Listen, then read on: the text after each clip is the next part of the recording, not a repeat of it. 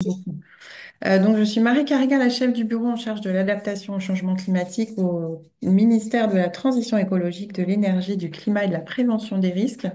Je vais commencer par vous faire un rappel du premier webinaire, notamment pour ceux qui n'ont pas pu y assister, où nous avions eu notamment des présentations de Robert Vautard, qui est le coprésident du groupe de travail 1 du GIEC, et puis une présentation aussi de David Salas-Emilia de Météo France, pour vous rappeler un peu en fait les éléments clés pour nous de ces présentations et surtout quand on commence à parler d'adaptation au changement climatique.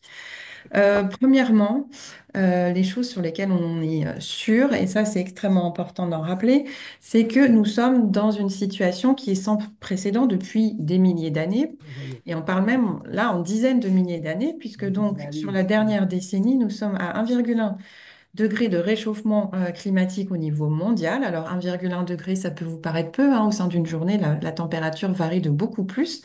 Mais en fait, en termes climatiques, c'est un saut énorme, puisque en gros, ça fait 125 000 ans qu'il n'a pas fait aussi chaud sur Terre. Donc voilà, plus de 100 000 ans qu'on n'a pas eu cette température-là. Et puis sur le graphe que vous avez, qui vous montre la hausse de la température par rapport à notre référence. Vous voyez que sur les 2000 ans, les 2000 dernières années, vous voyez cette hausse brusque avec notamment une accélération depuis la fin des années 80. Donc on a à la fois une question d'ampleur, hein, c'est un réchauffement qu'on n'a pas connu depuis plus de 100 000 ans, mais aussi une question de vitesse, puisque d'habitude quand on sort d'une ère glaciaire, on fait ça entre 10 et 20 000 ans. C'est un phénomène lent.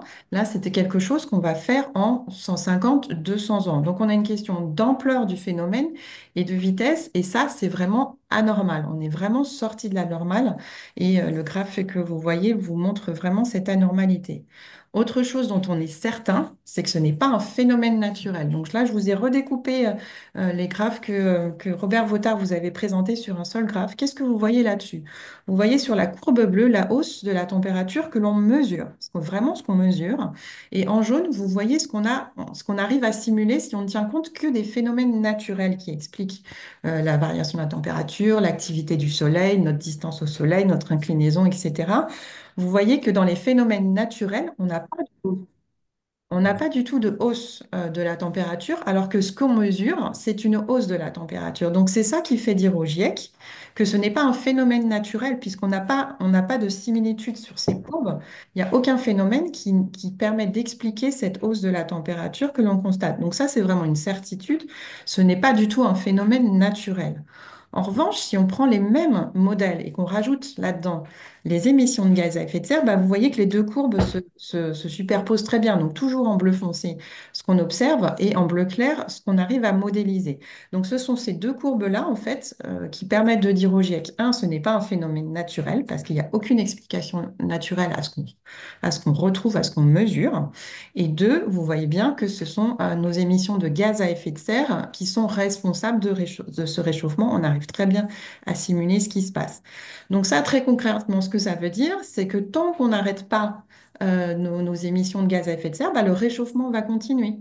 Hein. Donc tant qu'on n'arrive pas à cet équilibre entre ce que nous émettons et ce que quelque part la nature est capable d'encaisser, notamment nos puits forestiers, la végétation, les sols, les océans, eh ben, on va avoir cette courbe qui continue à monter puisqu'on continue en fait de conserver, de bloquer la chaleur dans l'atmosphère. Donc ça veut dire que très concrètement, on est dans un phénomène qui ne va pas s'arrêter tout de suite, puisque nous-mêmes, nous n'avons pas arrêté nos émissions de gaz à effet de serre.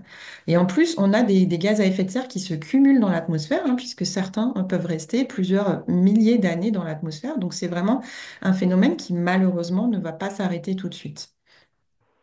Autre courbe que Robert Vautard avait présentée, que là je vous découpe aussi en deux, c'est qu'est-ce qu'on est capable de dire sur le climat futur. Là, on vient de parler de ce qu'on a constaté. On sait que on n'a pas vu ça depuis au moins 100 000 ans, 125 000 ans à peu près. Donc, qu'est-ce que va être notre climat futur? Là, je vous ai mis les différents scénarios qu'utilise le GIEC, avec des scénarios plus ou moins optimistes par rapport à nos émissions. Et qu'est-ce qu'on sait dire, en gros, à court terme, dans les 20 prochaines années? Bah, vous voyez que pour ces différents scénarios, il y a peu d'écart, hein, c'est ce que vous expliquez Météo France dans le premier webinaire. Finalement, à court terme, on est vraiment dépendant de nos émissions passées, en fait, de ce cumul d'émissions passées, ce qui fait que dans les 20 prochaines années, il y a peu d'écart entre les différents scénarios. Quelque part, voilà, c'est que le scénario des 20 prochaines années, le climat des 20 prochaines années, il est à peu près écrit. On aura toujours de la variabilité naturelle du climat, mais les 20 prochaines années, en gros, c'est écrit. Et je vous ai mis la petite ligne des 1,5 degrés. Ça, je rappelle que c'est l'objectif de l'accord de Paris, puisque l'objectif qu'on s'est fixé au niveau mondial, c'est de rester bien en deçà de 2 degrés de réchauffement mondial et de maintenir les efforts pour être le plus proche possible de 1,5. Donc ça, c'est pour les 20 prochaines années, très peu de variations du fait de nos émissions actuelles, parce qu'on est très dépendant de nos émissions passées, du cumul des émissions passées, et que voilà, à la variabilité naturelle du climat près, ce climat futur est inscrit. Quand on se prolonge au-delà, en revanche, là, on a beaucoup plus de différences et ça, ce ne sont pas des incertitudes scientifiques. C'est vraiment lié à nos émissions, c'est-à-dire que vraiment le climat au-delà de 2045-2050, ce sont nos émissions actuelles. On est en train d'écrire le climat futur. Donc, vous voyez que selon les différents scénarios qui ont été envisagés avec des émissions plus ou moins basses, on a des grosses différences puisque dans un scénario très ambitieux où on baisse très vite, très fort nos émissions, on arriverait autour de 1,5 degré. En revanche, un scénario où on continue d'émettre beaucoup, on arriverait presque à 5 degrés de réchauffement mondial. Ça, pour vous donner une idée, donc on a 1,1 degré, qui à peu près, ça fait 125 000 ans qu'il n'a pas fait aussi chaud sur Terre. Quand on arrive à 2 degrés de réchauffement mondial, c'est un climat qu'on n'a pas eu depuis plusieurs millions d'années, hein. C'est ça le saut qu'on est en train de faire en termes climatiques. Au-delà de 2050, on pourrait arriver à un climat qu'on n'a pas eu depuis plusieurs millions d'années. C'est ça qu'on doit donc anticiper très clairement, parce que évidemment que tout ça a des conséquences. Vous voyez déjà les conséquences qu'on subit à 1,1 degré de réchauffement mondial. Il faut essayer de se projeter à ce que ça peut dire d'être à 2, 3 degrés de réchauffement mondial.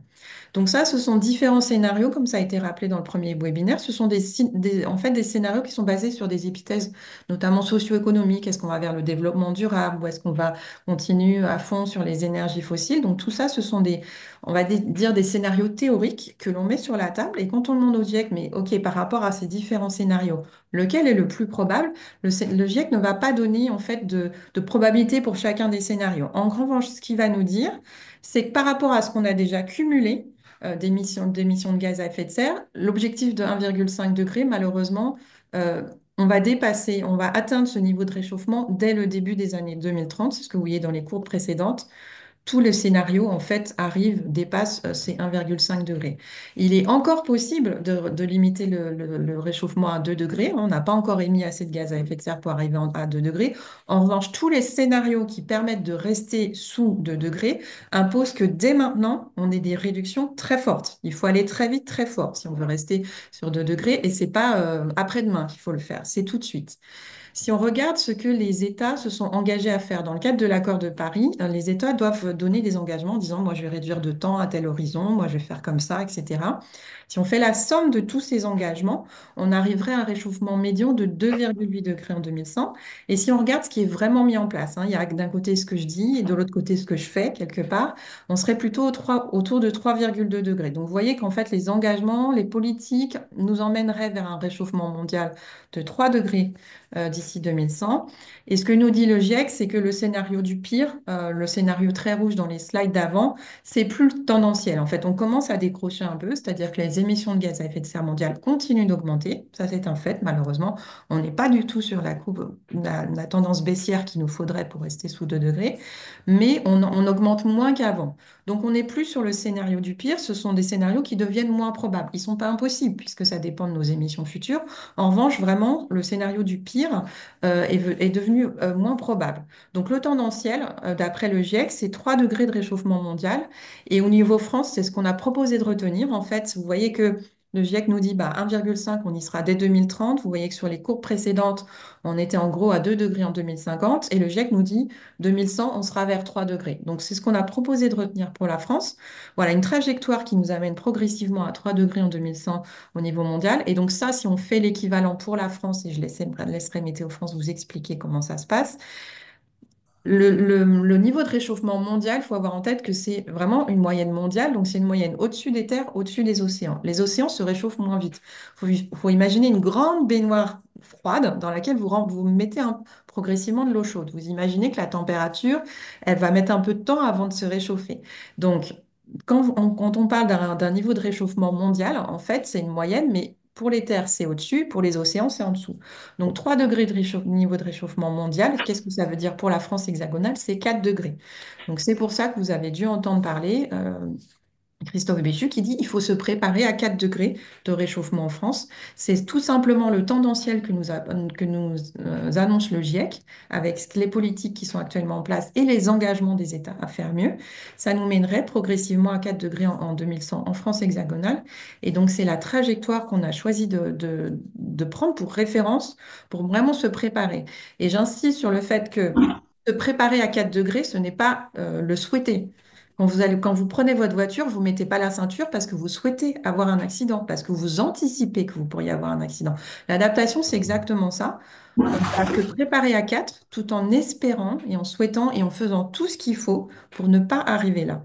Mais vraiment, moi, mon rôle qui est de m'adapter, c'est-à-dire d'anticiper tout ce qu'on pourrait avoir à cause du réchauffement climatique, il faut malheureusement ouvrir les yeux et se dire que pour l'instant, on n'est pas sur la ligne qui nous permettrait de rester sous les 2 degrés, de respecter l'accord de Paris. Et donc, on a choisi de rester sur ce tendanciel et se dire, malheureusement, on va vers 3 degrés mondial et donc il faut s'y préparer. Donc, c'est vraiment notre référence maintenant pour travailler sur l'adaptation au changement climatique. Et je propose du coup de passer la parole à Jean-Michel Soubérou de Météo France qui va pouvoir vous expliquer ce que ça veut dire concrètement pour 4 degrés, un 4 degrés en France hexagonale. Je vous ai dit que au niveau mondial, ça serait un climat qu'on n'a pas eu depuis très très longtemps, mais c'est important pour vous que vous voyez exactement ce que ça peut vouloir dire pour la France 4 degrés de réchauffement mondial. Merci. Merci beaucoup, Marie. C'était très clair ton introduction. Donc je vais donc prendre. Donc je pense que les questions elles viendront après nos deux présentations. Hein. Donc il me semble que c'est ce qui était convenu. Et donc moi je vais préciser le paysage finalement du changement climatique actuel et futur dans la France à 4 degrés. En France. Donc. Alors, non, non, c'est pas ça que je voulais faire. Désolé. Attendez, j'arrête le partage. Je me suis trompé.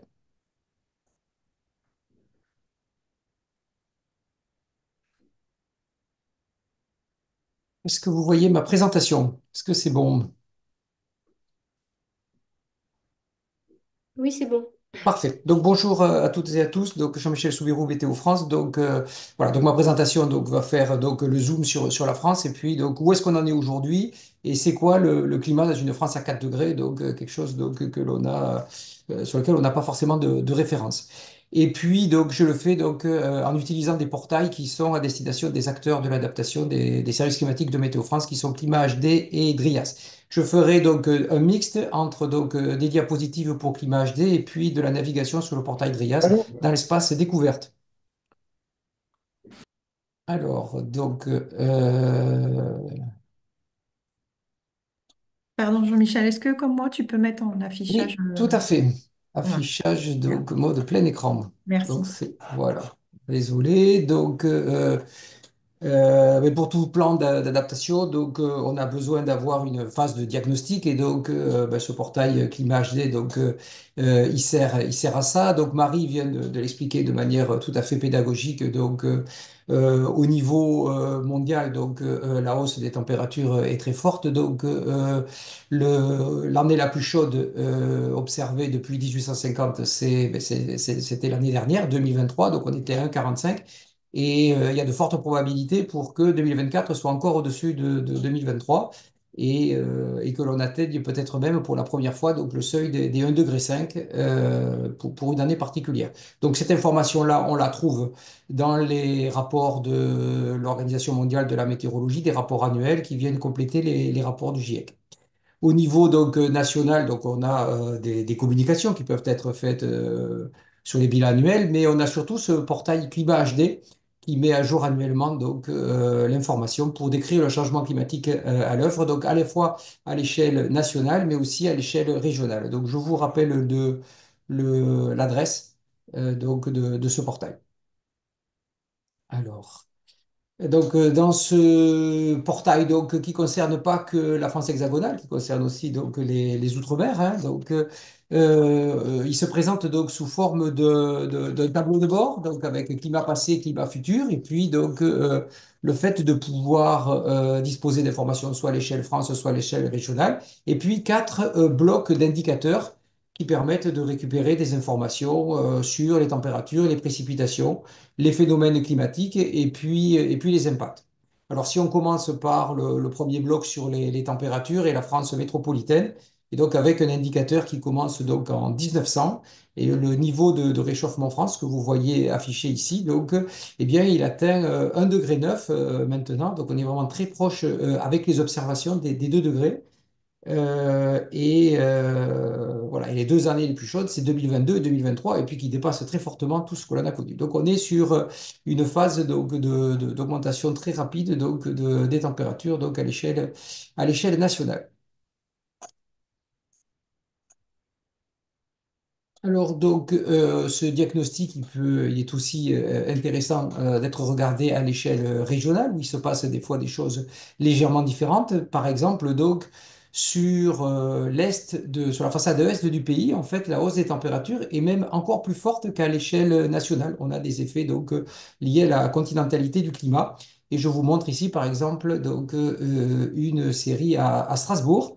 Et à Strasbourg, donc, ben, le réchauffement, il atteint déjà 2 degrés depuis les années 60, pas depuis l'ère. Tout à l'heure, je présentais des séries au niveau national depuis 1900. Là, depuis 1960, on est déjà à 2 degrés depuis Strasbourg. Donc, un réchauffement qui peut être encore plus fort dans certaines régions, notamment sur la façade est.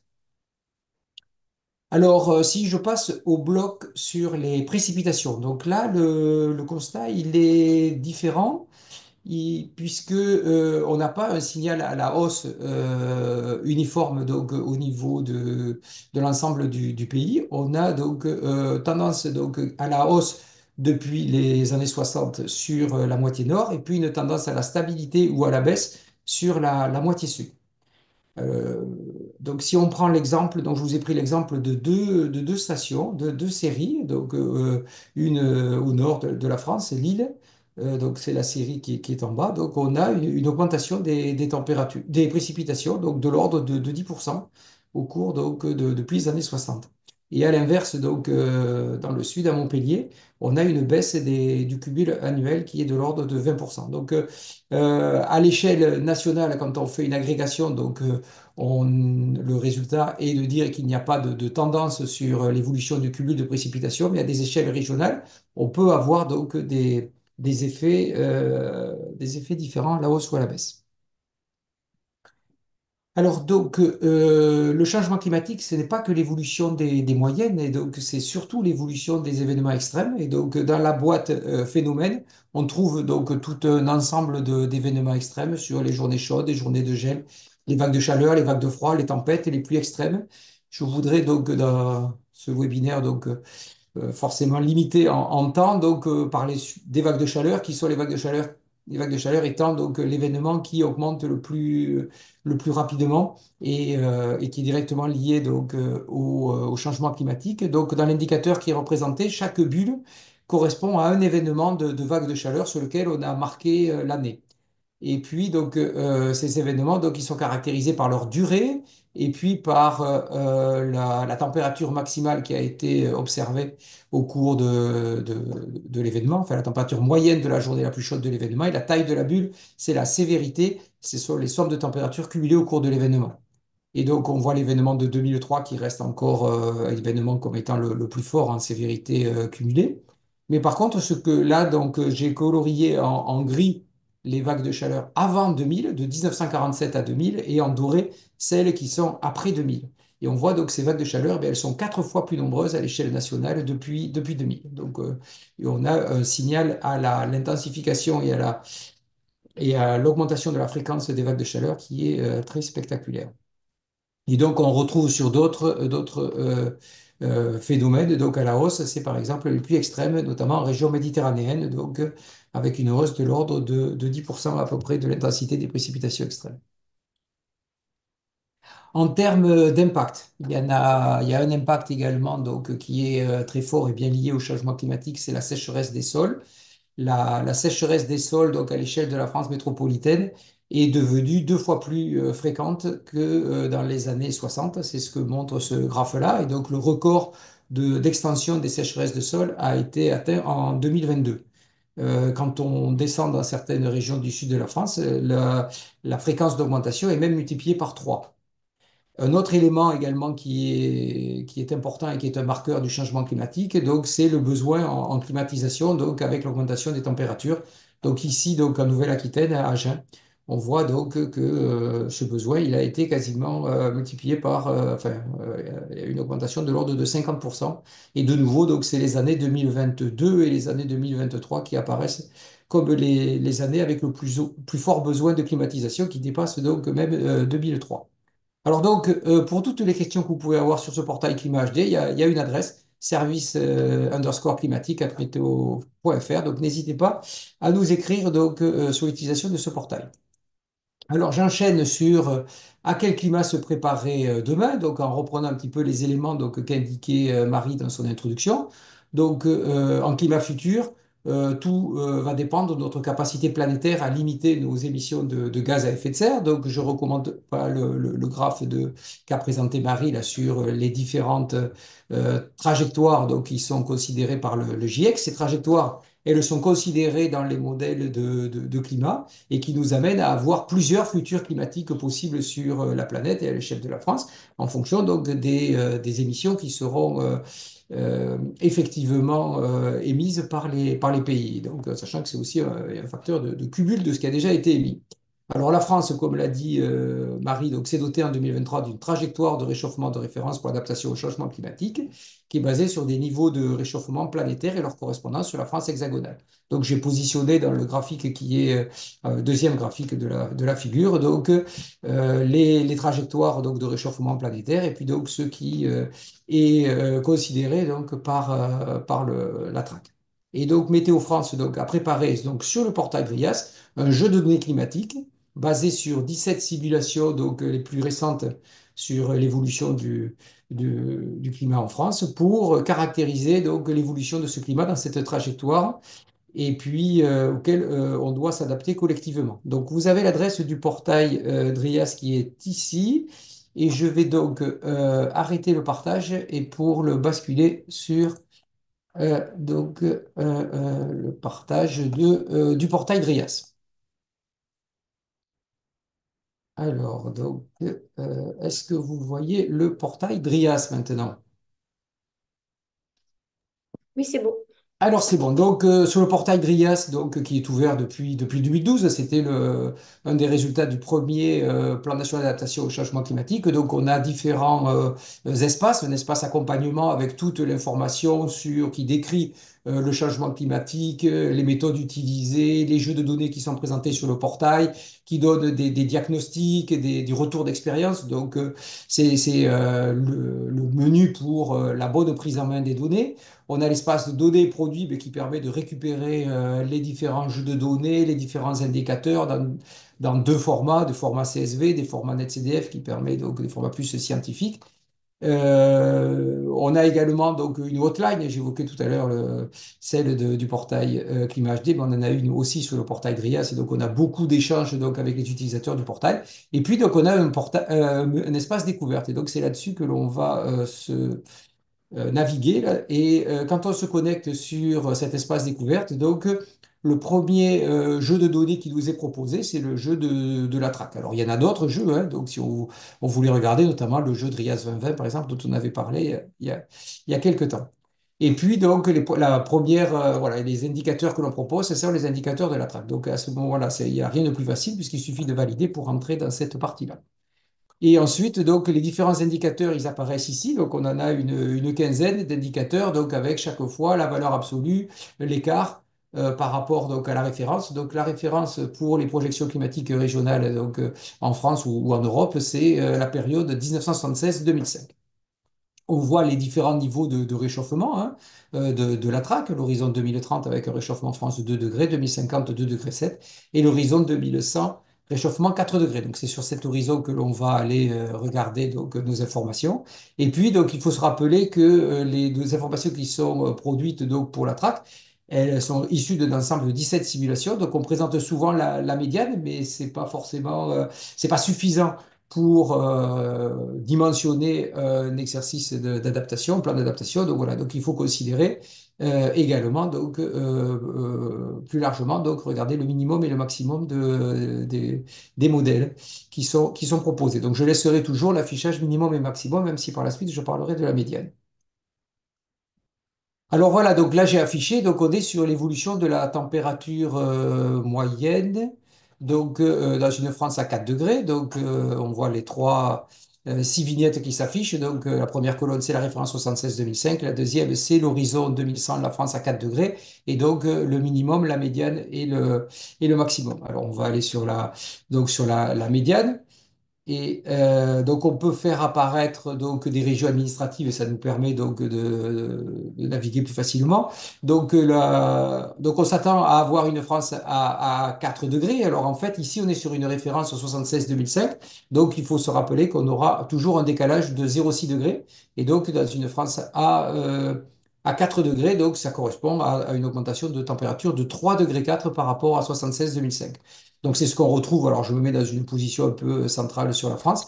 Et alors ce qu'on voit sur cette carte, c'est que 3 degrés 4 sur la France, en tout cas, ça ne veut pas dire la même chose qu'on a dans toutes les régions, que le réchauffement se réchauffe un petit peu plus vite sur le sud-est que sur le nord-ouest. Donc on a un écart en France qui est de l'ordre de 0,8 degrés à l'échelle entre les différentes régions, donc dans cette température moyenne annuelle.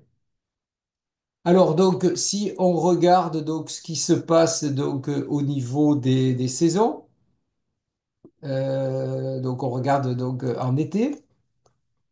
Donc voilà, donc on voit la couleur a changé. Donc on voit que les couleurs sont plus marquées dans le rouge parce que donc le réchauffement il est plus fort et il est plus fort d'environ 0,08 degrés hein, en été par rapport au réchauffement sur la moyenne annuelle. Et si je regarde donc à l'inverse, donc en hiver, les réchauffements, là vous allez voir une carte un petit peu plus pâle, donc le réchauffement, donc il est moins fort. Ouais, donc on a donc au-delà donc d'un réchauffement sur une moyenne donc annuelle, donc on a un contraste saisonnier. Donc je vous ai parlé d'un contraste géographique, on a aussi un contraste saisonnier. Alors si on va maintenant donc sur les précipitations et on va regarder, ou on va peut-être continuer avec les températures. Alors attendez, on va rester sur les températures. Et on va regarder donc les températures avec le nombre de jours, par exemple avec des températures maximales supérieures à 30 degrés, pour montrer donc à quel point donc voilà ce nombre de jours hein, qui était relativement peu fréquent dans la France de 76-2005, donc il devient très fort sur un grand nombre de régions. Donc c'est 36 jours par exemple, toujours là au centre de la France de journées supérieures à 30 degrés et dans les régions méditerranéennes, vous voyez, donc je me dépasse facilement avec la jauge, c'est 90 jours, donc ça fait 3 mois, l'équivalent de 3 mois en moyenne dans une France à 4 degrés, donc avec des jours supérieurs à 30 degrés. C'est aussi très spectaculaire, donc si on regarde les indices TRAC par rapport donc, au nombre de nuits chaudes, les nuits qui sont pénibles donc, pour la récupération du point de vue donc, de la santé. Alors, donc, est-ce que je suis bien sur le nombre de nuits chaudes? Voilà, et donc le nombre de nuits chaudes, donc, qui est dans le climat actuel de l'ordre de quelques nuits. Donc, on a de l'ordre de 30 nuits donc, sur le centre de la France et on va jusqu'à de nouveau 90 nuits, voire même un petit peu plus sur les régions méditerranéennes.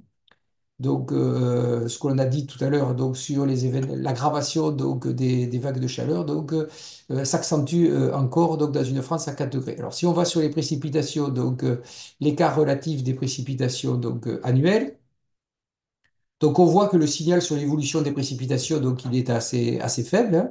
Donc en termes de médiane, une augmentation de l'ordre de quelques pourcents.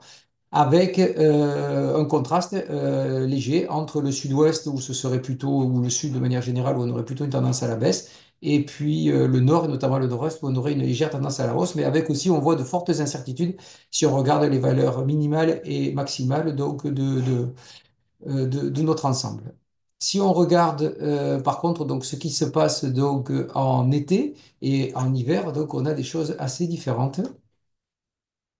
Voilà, donc en été, on a une diminution attendue des précipitations sur la France. On retrouve toujours ce gradient nord-est-sud-ouest, mais la diminution, elle est de l'ordre de moins 20% à peu près donc, sur le cumul en été. Et si je passe donc sur le cumul donc, en hiver, on a par contre donc, à cet horizon track 2100, on a donc des cartes donc, qui sont inversées donc, avec une augmentation donc, des précipitations qui est de l'ordre de 15 à 20% et donc plus marqué toujours sur le nord-est que sur le sud-ouest. Pour terminer, on va regarder d'autres indices sur notamment donc, la sécheresse des sols. Donc la sécheresse des sols, donc, qui est liée donc, à l'augmentation des températures. On voit une carte donc, toute rouge, donc c'est le nombre de jours de sol sec qui augmente donc, dans toutes les régions et qui augmente de l'ordre de grandeur, c'est une trentaine de jours, de l'ordre de un mois à peu près de jours de sol sec. Et puis donc dans certaines régions, notamment sur le sud-ouest, on est plutôt aux alentours de 2 mois d'augmentation. Hein, on voit la jauge, voilà, donc ici, là, donc, en Gascogne. Et puis, donc, autre élément donc, important pour caractériser donc, les risques également, c'est la sensibilité donc, élevée donc, au risque de feu. Voilà. Et donc, alors donc là, c'était un écart. On peut le mettre aussi en valeur absolue parce que c'est intéressant en valeur absolue pour se rendre compte que on a finalement donc ce risque élevé de feu qui s'étend donc à une très grande partie du pays, puisque donc dans la moitié nord, donc phénomène qui est totalement exceptionnel aujourd'hui, hein, qu'on avait connu en 2022, bien en moyenne par an, on se retrouve avec de l'ordre de 5 à 10 jours de risque fort, de risque élevé d'incendie. Et puis dans la moitié sud, les régions qui sont touchées actuellement, ben, ce risque il est multiplié par 2 en nombre de jours. Voilà donc ce que je voulais vous présenter rapidement. Et puis donc on a une application Météo France donc qui permet d'obtenir directement le diagnostic de la France à 4 degrés à l'échelle de votre commune, enfin de tous les niveaux de la traque, qui s'appelle Climadia Commune et qui est, voilà, qui est complémentaire à ce que je vous ai montré sur le portail Grias. J'arrête le partage et puis donc je ne sais pas si on prend des questions maintenant.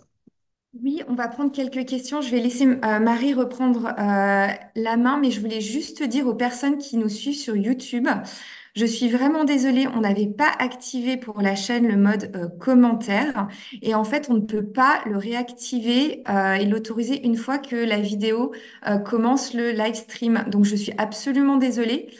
Pour celles et ceux qui sont sur YouTube et qui ne peuvent pas nous poser de questions. Donc, au besoin, envoyez-moi un email ou un SMS, je les relayerai aux participants à l'issue du webinaire. Voilà, je laisse Marie et Jean-Michel peut-être prendre Oui, les merci questions. J'ai vu Hélène. qu'il y avait une question sur les Outre-mer et sur la disponibilité de données de RIAS sur les Outre-mer et je crois qu'il y a un travail de Météo France sur ces questions. Oui, tout à fait. Alors déjà, il y a des échanges passionnants, passionnés en tout cas dans le chat, qui tournent beaucoup autour des émissions de gaz à effet de serre. Alors évidemment que c'est extrêmement important. Juste, je me permets de prendre les questions qui sont relatives à l'adaptation au changement climatique et donc les conséquences de tout ça. Pour ceux qui sont intéressés pour tout ce qui est nos émissions, notre part de responsabilité, etc., n'hésitez pas à regarder ce qui est fourni par mes collègues en charge de ces sujets-là, notamment les hypothèses derrière la stratégie nationale bas carbone et les derniers documents qui ont été sortis notamment par le SGPE autour de qu'est-ce qu'on peut faire nous chacun. Et la bonne nouvelle, c'est que beaucoup des solutions sont déjà là qui doivent surtout être massifiés. Et je confirme qu'il faudra essayer de sortir de ce triangle de l'inaction et arrêter de dire que le problème, c'est pas moi, c'est le voisin. Le problème, c'est nous tous. Voilà, je ferme juste cet aparté. Première question, en fait, il y a eu une question autour du scénario 3 degrés avec est-ce que c'est assez ou est-ce que c'est pas assez. Le GIEC nous dit qu'on va vers 3 degrés. Le choix qui a été fait en France, c'est de suivre ce que dit le GIEC, ce que nous disent les scientifiques, qui nous disent qu'on va vers 3 degrés, donc on se prépare à 3 degrés. Et Jean-Michel, tu pourras peut-être compléter sur ce point-là, mais ce qu'on voit aussi quand on regarde, quand on fait des simulations, parce qu'évidemment, on n'a pas juste regardé 3 degrés, Météo France a aussi regardé ce qui se passerait à 4 degrés mondial. Et ce qu'on voit, c'est que finalement, ça ne fait pas une grosse différence en ce sens que c'est vraiment en allant chercher les extrêmes, ce qui pourrait se passer à 3 degrés monde. Voilà qu'on peut vraiment jouer sur notre niveau de protection. Mais l'idée, effectivement, comme quelqu'un l'a fait remarquer, c'est bien d'avoir une trajectoire de réchauffement de référence, pour que ce soit le scénario que tout le monde utilise. Ce qu'on veut éviter, c'est par exemple un port qui se prépare à une hausse de 50 cm, la route qu'il dessert, il se prépare juste à une hausse de 40 cm du niveau de la mer. Votre port est inutilisable parce que la route est inutilisable. Pourquoi? Parce qu'ils n'ont pas utilisé le même référentiel. Donc c'est ça l'idée de la trajectoire aussi, c'est de se dire on utilise la même référence pour que tout le monde agisse de manière coordonnée. Voilà. Et pour l'instant, le GIEC nous dit qu'on est vers une trajectoire à 3 degrés. Évidemment qu'on suit ça de près. Si, avec tous nos efforts, on arrive à ralentir le réchauffement, eh ben, on ajustera à la baisse. Si malheureusement ça repart à la hausse, on ira au-dessus. Pour l'instant, on a plutôt des signaux pour dire qu'on serait peut-être un peu en dessous de 3 degrés. Puisque tous les 5 ans, les États doivent refaire des engagements au titre de l'accord de Paris. Et les engagements, ils sont à la hausse, hein. Enfin, ils sont plus ambitieux qu'avant. Et c'est le principe même de l'accord de Paris. Et Jean-Michel, moi, je connais la réponse, mais je te laisse préciser ce qu'il y a déjà d'Andrias pour les Outre-mer, ce qu'il va y avoir d'Andrias pour les Outre-mer, et notamment selon la trajectoire de réchauffement de référence. Alors, merci Marie. Ce que je voudrais dire aussi, c'est qu'on parle beaucoup des températures. Il ne faut pas oublier les précipitations et que les impacts donc, sur les activités socio-économiques, elles sont beaucoup liées à l'eau et que dans les simulations que l'on a dans une France à 4 degrés, donc il y a déjà des possibles changements des volumes d'eau disponibles qui sont très importants et que donc voilà, l'effort d'adaptation, il est déjà considérable. Donc on pourrait imaginer encore pire, mais déjà essayer de prendre en compte cette France à 4 degrés, c'est un défi collectif que nous avons qui ne va pas être simple à résoudre. Alors donc sur les Outre-mer, donc effectivement donc sur la métropole on avait des éléments donc qui étaient plus matures que sur les Outre-mer et donc on a décidé de faire un effort massif sur l'Outre-mer et on est en train de le faire. Donc il y avait déjà dans Drias quelques simulations sur l'outre-mer, donc on ne part pas de zéro. Dans Climat HD aussi, on a des éléments sur les outre-mer. Et puis donc il y a un effort particulier de production, de projection climatique sur l'ensemble des territoires ultramarins qui va nous permettre dans les prochaines semaines d'ici la fin d'année, début 25, de commencer à produire de nouveaux jeux de données sur les Outre-mer et qui vont intégrer la traque. Donc voilà, 2025, c'est l'année pour nous dans laquelle donc l'effort prioritaire sera fait sur les Outre-mer en termes de projection climatique. Voilà. Et comme on est très en retard, je le précise tout de suite, l'objectif, c'est aussi que toutes les données soient disponibles selon les niveaux de réchauffement de la trajectoire pour tous nos services climatiques progressivement, hein. Donc pour nous, l'essentiel, c'est effectivement Drias, Climat HD, Climadiac Commune, etc. Mais l'objectif, c'est bien que cette trajectoire serve de référence.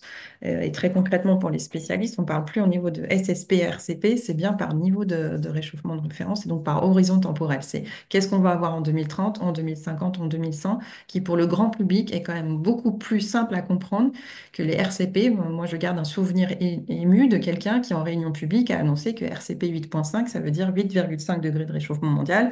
Personne n'a tiqué dans la salle à l'idée de ce que ça pourrait être 8,5 degrés de réchauffement mondial. C'est normal, c'est extrêmement complexe. Donc, c'est aussi le choix qu'on a fait, nous, de parler en termes de niveau de réchauffement qui sont plus simples que les acronymes qu'on utilise tous au quotidien. Merci beaucoup, Jean-Michel. Moi, je n'avais pas vu d'autres questions, Hélène, là-dessus. Donc, je propose de passer, vu qu'on a du J'avais retard. juste Vas-y. une question technique parce qu'il y a plusieurs personnes qui se posaient la question. Est-ce que, et je pense que les bases de données DRIAS sont disponibles sous format Excel ou CSV pour être téléchargées? Il me semble que Tout oui. ça est exportable et vous pouvez en faire toutes les cartographies que vous voulez, bien sûr. Et c'est Et alors, Drias, c'est 2015, hein, Jean-Michel? C'est depuis 2015 que 12. c'est en ligne. 12. 2012, voilà, 2012. Le temps passe, Marie, le temps passe. C'est en ligne gratuitement depuis 2012 et c'est en train d'être progressivement mis à jour et pour les Outre-mer et pour la trajectoire, mais vous avez déjà Oui, donc le département de l'Indre, donc je ne sais pas si vous situez, on est au sud de la région Centre-Val de Loire, dans, dans une zone qui est, on peut dire, assez tempérée, une zone très agricole de la France, et on n'était effectivement pas du tout préparé à avoir de grands incendies comme on peut entendre parfois dans le sud de la France. Et l'année 2019, pour nous, ça a été une année assez catastrophique parce qu'on a subi donc des grands incendies, hein. J'ai noté donc rapidement là sur la commune de Migné, sur la commune de Chalais, Prissac, donc entre le mois de septembre 2019, hein, 4 septembre 2000, 18 septembre, 150 hectares de landes, de champs et de forêts détruits, 800 hectares de forêts, brandes, herbes sèches, donc deux incendies simultanés, dont un déclenché par les services du département lors d'une opération d'entretien des accotements routiers. Donc ça nous a pas mal touchés.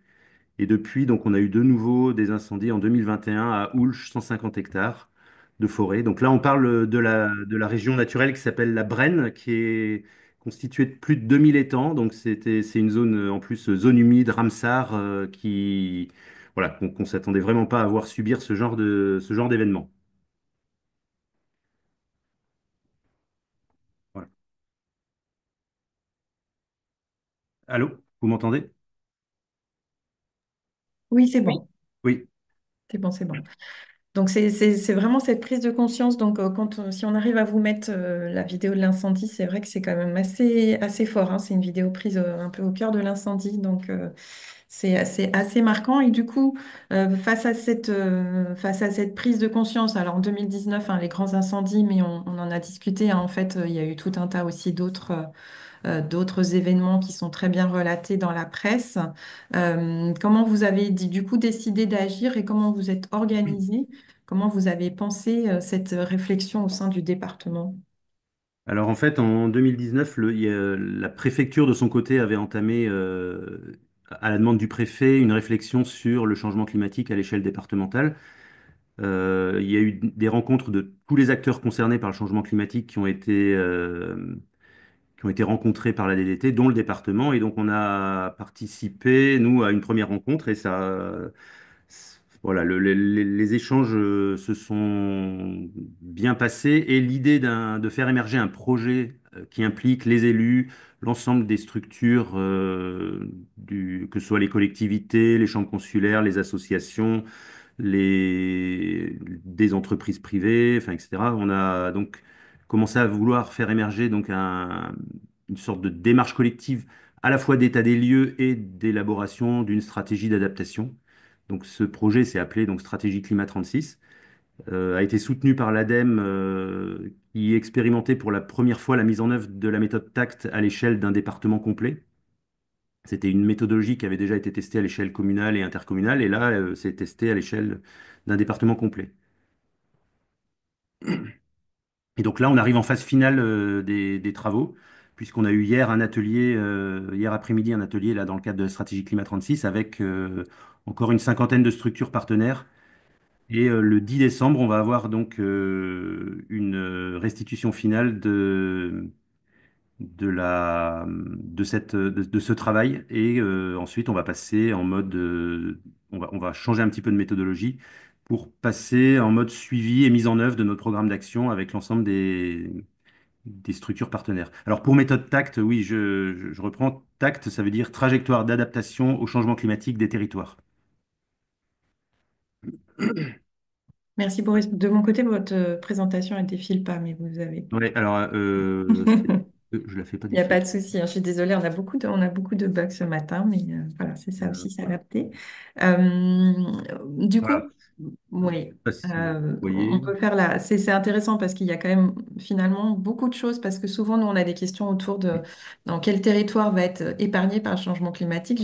Voilà, malheureusement, aucun territoire, chacun aura ses difficultés qui peuvent être différentes du voisin, mais c'est vrai que là, vous aviez regardé tout ce qui était sorti Oui. dans la Dans presse, la presse, notamment, voilà. il y Alors a eu quand c'était même pour beaucoup de choses. que ce soit assez concret. Voilà, je suis parti d'articles de presse Donc là, vous avez des images, je ne sais pas si vous les voyez à l'écran, de la grêle qu'on a eue le 22 mai 2022, donc en plein cœur de la préfecture du département à Châteauroux. Donc là, les toitures bleues que vous voyez sur la droite, ce sont toutes les toitures bâchées. Il y a eu et puis bon, quelques voitures qui ont été grêlées. Et pour l'avoir vécu en famille, c'est très très traumatisant, hein. On a reçu des grêlons de la taille de balles de tennis. Et, euh, et les gens en parlent encore aujourd'hui, hein, ça fait déjà 2 ans. Voilà, c'est. Et donc, voilà, ça nous a permis d'apprendre ce qu'était un orage supercellulaire au passage. Après l'avoir admiré, on en a subi les conséquences. Là, j'ai d'autres articles. Alors, je ne sais pas si vous voyez bien à l'écran, là. J'ai On voit l'impression. bien. On voit Ouais, bien. voilà. Donc là, c'est aussi des articles de presse, toujours de la Nouvelle République. Là, donc c'est notre journal de presse quotidienne régionale locale. Donc là, bon, canicule, des records de température pour un mois de juillet battus. Donc en 2022, on a battu le précédent record qui était de 2019, donc très peu de temps avant. Et donc là, après, on voit même certaines conséquences qui ont des effets à la fois sur les personnes âgées, dans les maisons de retraite, vague de chaleur dans l'Indre, quel dispositif pour protéger les personnes âgées. On a eu aussi, donc là, le département, nous, on s'occupe des collèges. On a eu un report du brevet des collèges, bon, qui a été national, hein, qui a concerné tout le monde, mais c'est vrai qu'en termes d'organisation de ce type d'organisation, voilà, il faut rappeler les chefs cuisiniers parce qu'il va falloir faire une semaine de cours de plus, il va falloir, enfin, etc. C'est une organisation un peu complexe à gérer dans les collèges. Ensuite, on a eu aussi beaucoup d'inondations. Ça touche le sud du département. On est donc sur les premiers contreforts du Massif central, la vallée de la Creuse, la vallée de l'Anglin. Là, on a eu des inondations avec particulièrement une commune qui est touchée à répétition, la commune de Bélabre, qui a été touchée en 2016, 2021 et 2024, alors que, bah, de mémoire d'habitants, il y avait des maisons qui n'avaient jamais été inondées et qui ont été inondées à plusieurs reprises ces derniers temps. Et c'est vrai que c'est pareil, la ville d'Issoudun. Alors eux, la ville d'Issoudun, ils ont eu une inondation par la nappe et qui a mis très très longtemps à se résorber avec des maisons qui ont trempé dans l'eau pendant très longtemps. Et ça, voilà, ça a été des événements très difficiles à vivre pour les habitants, avec des répercussions économiques, des répercussions aussi en termes de santé mentale. Enfin voilà, ça a été des choses assez traumatisantes pour les habitants. Et puis nous, au niveau des services du département, qui ont nécessité aussi pas mal de mobilisation des agents du département enfin, sur le réseau routier départemental pour tout ce qui est évacuation d'eau, pour tout ce qui est circulation routière, etc. C'est vrai que c'est des choses assez difficiles à gérer, surtout quand en fait on n'est pas bien préparé en amont. Alors, je peux rappeler aussi rapidement le contexte un peu de l'Indre. On est sur un département qui est à la fois très peu dense, hein, on a 32 habitants au kilomètre carré. On a un indice de vieillissement qui est très élevé par rapport à la moyenne nationale, hein. On a un indice de vieillissement de 142, donc c'est le rapport des plus de 65 ans sur les moins de 20 ans. La France, c'est 86 et l'Indre, c'est 142. On a une population qui est pas très fortunée. On a seulement 40% des foyers qui sont imposables au titre des revenus.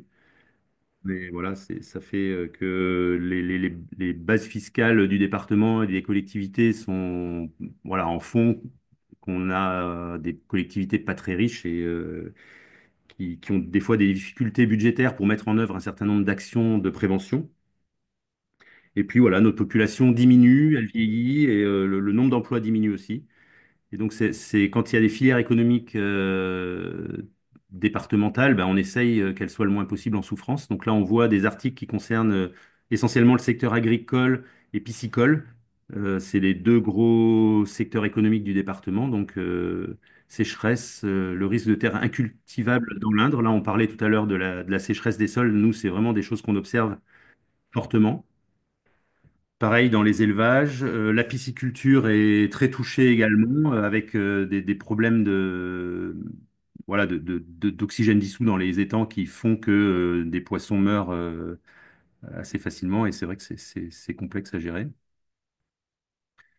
Également des problèmes sur les répercussions touristiques. On a un très grand lac de barrage, le lac des Gusons, qui est un des hotspots touristiques du département, qui est régulièrement victime de problèmes de cyanobactères avec des interdictions de baignade et des interdictions d'activités aquatiques. Donc ça, c'est assez problématique. On a eu également en 2019 un forage qui a lâché. Donc ça, c'est le seul cas qu'on ait eu dans les dernières années là de, de, voilà de forage qui lâche, qui alimente en plus. C'est une commune qui n'est pas interconnectée avec d'autres syndicats d'eau potable. Donc il a fallu qu'ils remettent en service un ancien forage qu'ils avaient, qui n'avait pas été rebouché et ils ont utilisé de l'eau en mélange, sachant que le forage a lâché de façon assez soudaine, c'est-à-dire qu'on avait une baisse assez linéaire de son niveau, du niveau de la nappe, et puis d'un seul coup, on a eu une marge d'escalier verticale qui est apparue et à laquelle personne ne s'attendait. Voilà, maintenant, c'est des choses qu'on surveille parce qu'on sait que ça peut se produire, quoi. On a eu également beaucoup de mortalité de poissons dans l'Indre. Là, donc, on aborde plus la question des milieux naturels qui sont très touchés. On a des rivières comme la Bouzanne dans le sud du département qui avaient l'habitude de toujours avoir un écoulement. Et là, on a voilà, des rivières qui cessent de couler à certaines périodes de l'année. Et donc, ça devient très préoccupant. Voilà, l'activité pêche et puis les milieux, c'est des choses qui sont assez impactées par toutes ces questions. Et voilà, mais voilà. Merci beaucoup, Boris. Je trouve que c'est intéressant de voir que déjà, il y a beaucoup d'impacts. On parle de réchauffement climatique, mais c'est vrai que c'est un changement climatique et que ça Mm, change beaucoup de choses. Je trouve que votre témoignage il est intéressant parce que ça montre qu'il y a beaucoup d'impact, mm, que ça touche le quotidien des gens parce qu'on le voit de plus en plus dans les journaux, ce qu'on ne voyait pas. Moi, quand j'ai commencé il y a quelques temps déjà, on n'en parlait pas et je pense qu'on fait de plus en plus le lien aussi avec le changement climatique parce qu'avant on en parlait, mais c'était un peu la faute à pas de chance, etc. Donc maintenant on le voit de plus en plus. Et puis votre témoignage il est intéressant parce que vous avez dû gérer ça en fait, hein. Bon, mm. voilà, moi en tant que parent d'élèves, j'ai vécu le décalage du brevet, mais je l'ai vécu côté parent. Vous l'avez connu côté département qui doit organiser ça dans ses collèges et qui doit veiller à ce qu'on réouvre et mine de rien décaler de 3 jours un brevet. Bah, ça demande à tout changer en termes d'organisation. Donc ça, c'est vraiment l'idée. Justement, que de s'adapter aussi, c'est anticiper tout ça et c'est anticiper aussi des choses très concrètes dans la vie des gens. Donc c'est pour ça que c'était intéressant aussi que dans du coup, que vous ayez cette vision-là et que vous ayez regardé ça avec, on a cité vos partenaires, hein, mais notamment l'ADEME et les services de l'État. Donc très intéressant pour nous. Est-ce que, voilà, vous avez quelques années de recul par rapport à cette stratégie? Qu'est-ce que vous auriez fait différemment? Et peut-être la question, parce que là, on est sur un webinaire donné.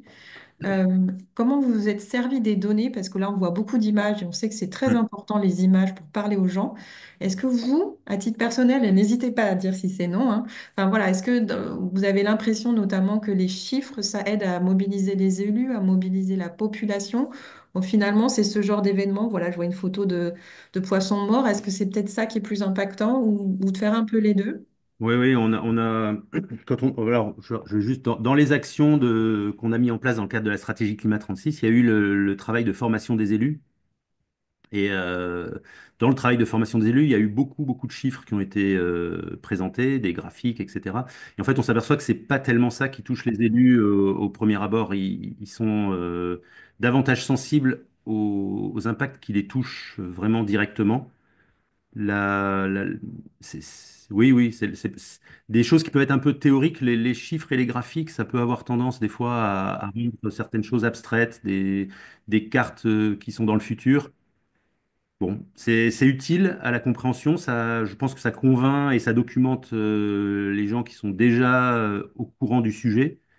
Mais je pense pas que ce soit la meilleure porte d'entrée dans le sujet, en fait. C'est oui, c'est davantage par les événements climatiques eux-mêmes que les gens entrent dans la démarche. Ensuite, ils ont accès à de la donnée plus précise, scientifique, et éventuellement, ils s'intéressent aux autres secteurs et aux autres vulnérabilités qui peuvent les concerner. Mais c'est vrai que là, c'est souvent par des catastrophes qu'ils entrent dans le sujet. Oui.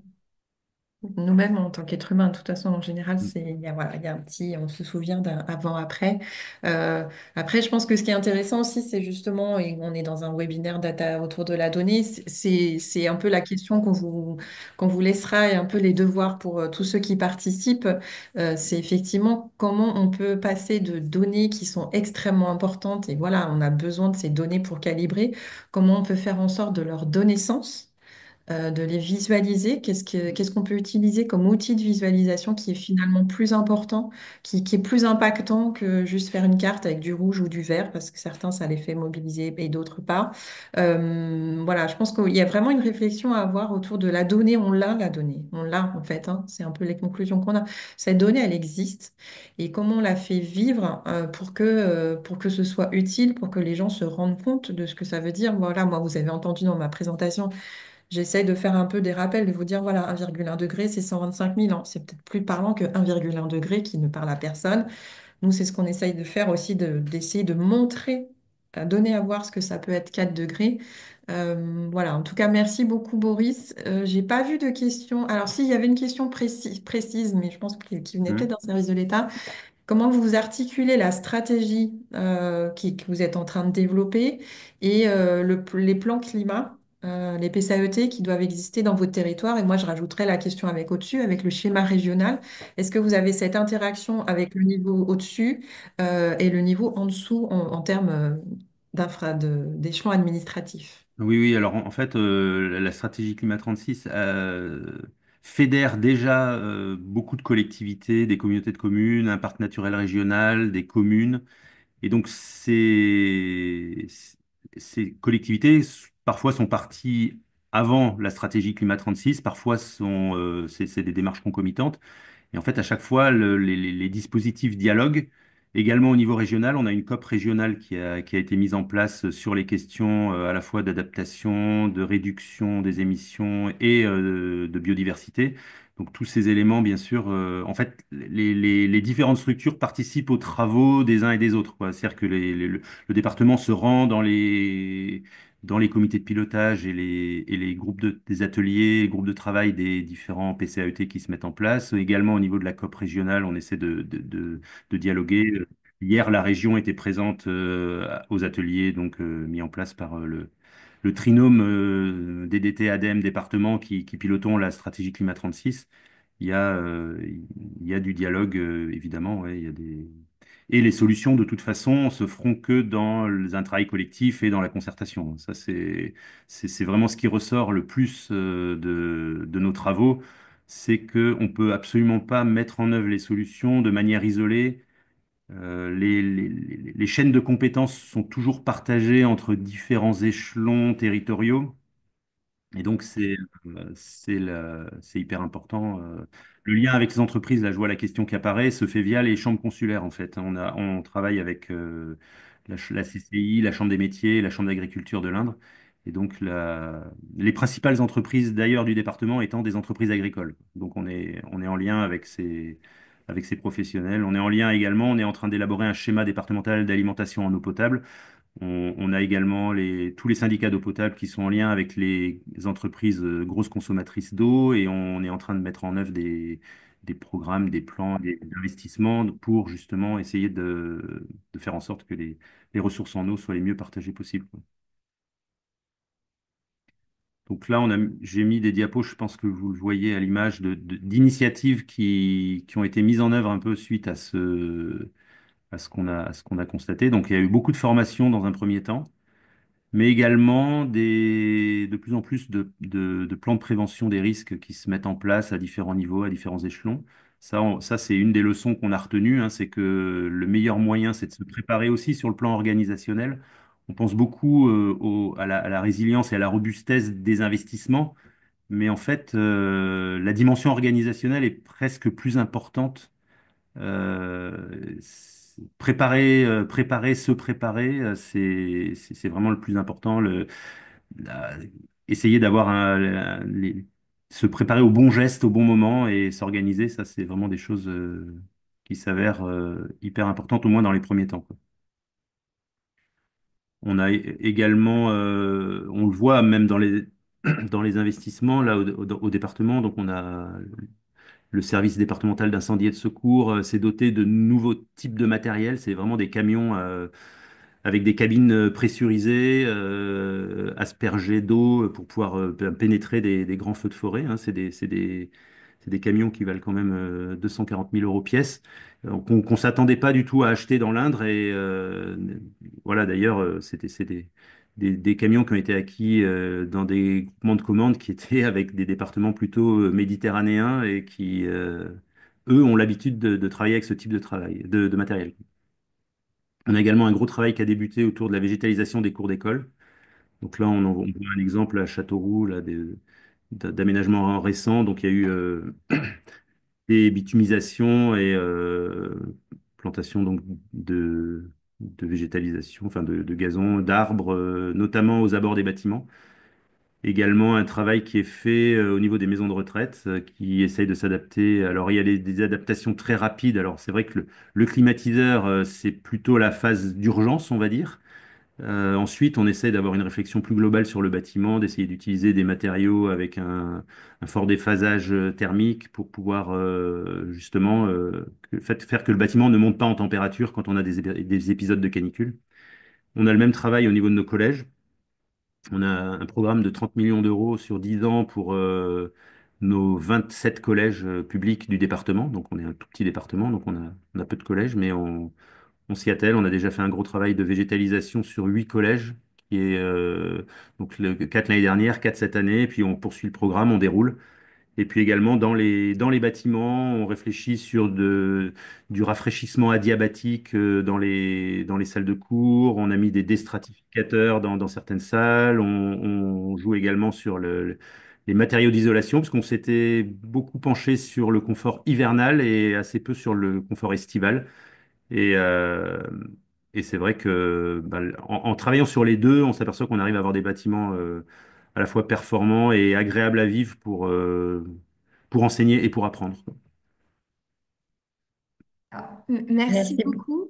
J'avais peut-être juste une question auquel vous pouvez peut-être répondre en amont, Monsieur Dussossois, et ensuite on pourra passer à la dernière séquence, de savoir si vos plans d'action sont consultables et partageables avec d'autres territoires dans une optique, je pense, de mutualisation et de retour d'expérience.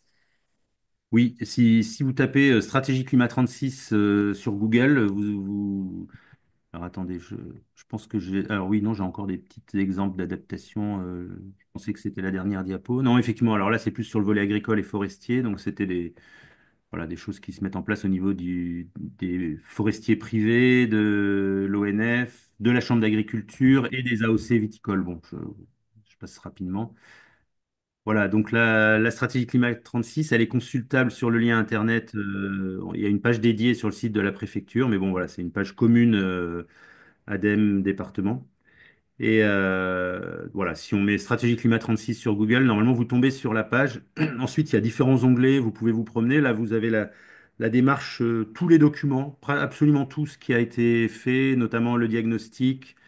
On a 16 fiches diagnostiques, on a analysé nos vulnérabilités, enfin voilà, c'est assez complet. Vous aurez la liste complète de toutes les structures partenaires, des personnes qui ont participé à tous nos ateliers. Et le plan d'action sera déposé sur cette plateforme à partir du 10 décembre, puisque c'est la date de la restitution. On va s'appuyer sur le CAUE de l'Indre pour être un petit peu la structure chef d'orchestre de la suite de la stratégie Climat 36. Donc, ils ont un poste dédié qui a été créé, donc cofinancé par l'ADEME, l'État et le département, pour fédérer les acteurs. Alors, surtout ne pas prendre la place, bien sûr, des spécialistes et des différentes structures dans leur domaine de compétences respectifs, mais vraiment d'organiser des rencontres, d'organiser des visites. On s'aperçoit quand on a questionné les gens qui sont très en demande de visites, d'actions déjà réalisées et d'actions concrètes. Donc ça, c'est des choses qu'on va s'atteler à mettre en œuvre.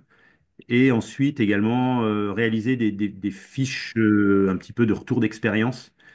Et on s'est aperçu qu'il était aussi important de capitaliser sur les réussites que sur les échecs. Et il y a une forte demande. On n'est pas très enclin à capitaliser sur les échecs. C'est jamais très valorisant à montrer aux autres. Mais en fait, on s'aperçoit que c'est super important pour pas que les uns et les autres recommencent indéfiniment les mêmes erreurs de maladaptation qui peuvent être faites par les uns et les autres. Voilà. Merci beaucoup, Monsieur Dussessois. Merci beaucoup, Marie. Avant de donner la parole au professeur Duva qui nous a rejoint pour la dernière séquence, je voulais juste effectivement indiquer que dans le prolongement de ce webinaire, on a ensuite un cycle dédié spécifiquement aux méthodologies pour développer en tant que collectivité votre trajectoire d'adaptation au changement climatique, la méthode TACT. Donc, ça fera l'objet des 3 prochains webinaires avec notamment des présentations du jeu sérieux développé notamment par le CEREMA dans le Lot pour justement bien comprendre les enjeux sur l'ensemble du territoire. Il y aura également la présentation de la méthodologie TACT. Donc tout ça, c'est bien prévu avec des retours d'expérience d'autres collectivités territoriales. Et pour les entreprises, parce que j'ai vu qu'il y avait aussi la question pour les entreprises, 2 webinaires vous seront consacrés en février et en mars 2025, où on vous présentera les méthodologies et les outils qui sont plus spécifiquement développés pour les entreprises. Voilà. Un grand merci, Monsieur Dussessoir. Bien sûr, vous pouvez rester avec nous. Marie également, a fortiori avec tous les problèmes informatiques qu'on a pu avoir et dans le montage que nous ferons du webinaire, je rajouterai la vidéo sur les incendies pour qu'on se rende compte à quel point c'est traumatisant, surtout dans un département qui n'est pas habitué. Merci beaucoup. Je suis ravie d'accueillir maintenant le professeur Duva, professeur de géographie et membre du laboratoire de recherche Le Lien à La Rochelle Université et au CNRS. Donc, vous avez contribué comme auteur principal au chapitre Petites îles des 5e et 6e rapports d'évaluation du GIEC, donc 2014 et celui qui est sorti dernièrement en 2022. Vos recherches portent sur les changements environnementaux côtiers, les risques côtiers et les politiques d'adaptation côtière au changement climatique dans les îles tropicales de l'océan Indien, du Pacifique et des Caraïbes. Et vous vous intéressez en particulier à la question de l'habitabilité, qui est un concept central qui peut permettre de penser l'adaptation sous un autre angle et qui peut nous permettre, lorsque l'on développe nos stratégies, de réfléchir à la manière dont on hiérarchise nos actions. Professeur Duval, merci beaucoup d'être avec nous. Je vais vous laisser maintenant la parole. Et comme à chaque fois, n'hésitez pas à utiliser, c'est plus simple, le questions et réponses plutôt que le chat. C'est plus facile pour nous pour suivre vos questions. Nous prendrons vos questions à la fin de la présentation.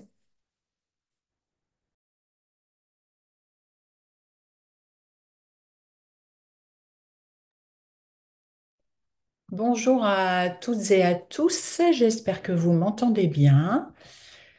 Oui, Euh, on vous entend très bien. Très bien.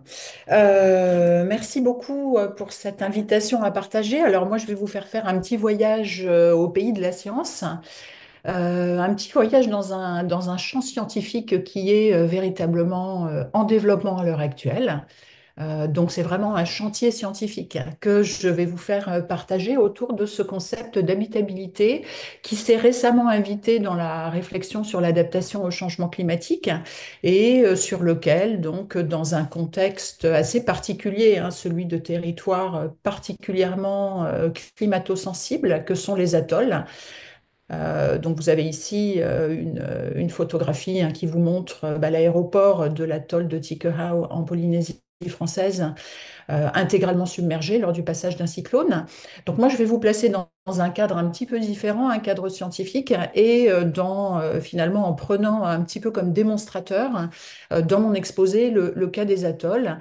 L'idée étant, bien sûr, pour moi qui suis spécialiste des îles tropicales et qui travaille pas mal sur nos outre-mer, en fait, hein, depuis maintenant près d'une trentaine d'années, d'essayer de voir ce que peuvent nous apporter aussi ces territoires qui sont en première ligne des impacts du changement climatique en termes de réflexion scientifique et en termes de conception de stratégies d'adaptation permettant d'anticiper hein, le plus tôt possible les risques qui vont survenir donc d'ici à la fin du siècle. Donc ma présentation va véritablement se situer autour de ce concept et vous faire partager une démarche d'évaluation interdisciplinaire hein, que nous avons mise en place avec un groupe scientifique qui s'appelle Atoll Futures, donc les futurs des atolls. depuis quelques années pour se saisir de ce concept et donc pour essayer de déployer des démarches qui fassent avancer aussi bien la science que soutenir de manière plus efficace l'action publique. Alors déjà, en préalable, je voudrais rappeler un certain nombre d'éléments qui me paraissent cruciaux, à la fois autour du risque climatique au XXIe siècle et aussi au sujet du rôle que peut jouer l'adaptation au changement climatique pour réduire ce risque. Premier point qui me paraît important, nous vivons aujourd'hui à l'heure de ce que l'on appelle les risques combinés. Risques combinés, on en a eu de nombreux exemples au cours des dernières années, des étés, disons des printemps-été, par exemple, touchés par la succession de trois canicules après un hiver plus sec qu'à l'accoutumée, ou des phénomènes, si on repart sur les Outre-mer, en septembre 2017, dans la Caraïbe, on a 9 territoires insulaires qui ont été touchés successivement par trois cyclones, Irma, Maria et José. Saint-Martin, Saint-Barthélemy, hein, ont été touchés par les trois. Donc voilà ce qu'on appelle les risques combinés. Alors ces risques ou événements combinés sont la résultante du fait que aujourd'hui, et le dernier rapport du GIEC l'a beaucoup développé, hein, on s'aperçoit que dans 96% des régions du globe, et la France hexagonale comme d'outre-mer est bien évidemment concernée, ce sont plus de 10 paramètres climatiques différents qui sont affectés, qui sont modifiés par le changement climatique. Si on prend l'exemple des régions côtières, elles sont touchées par la modification de paramètres spécifiques.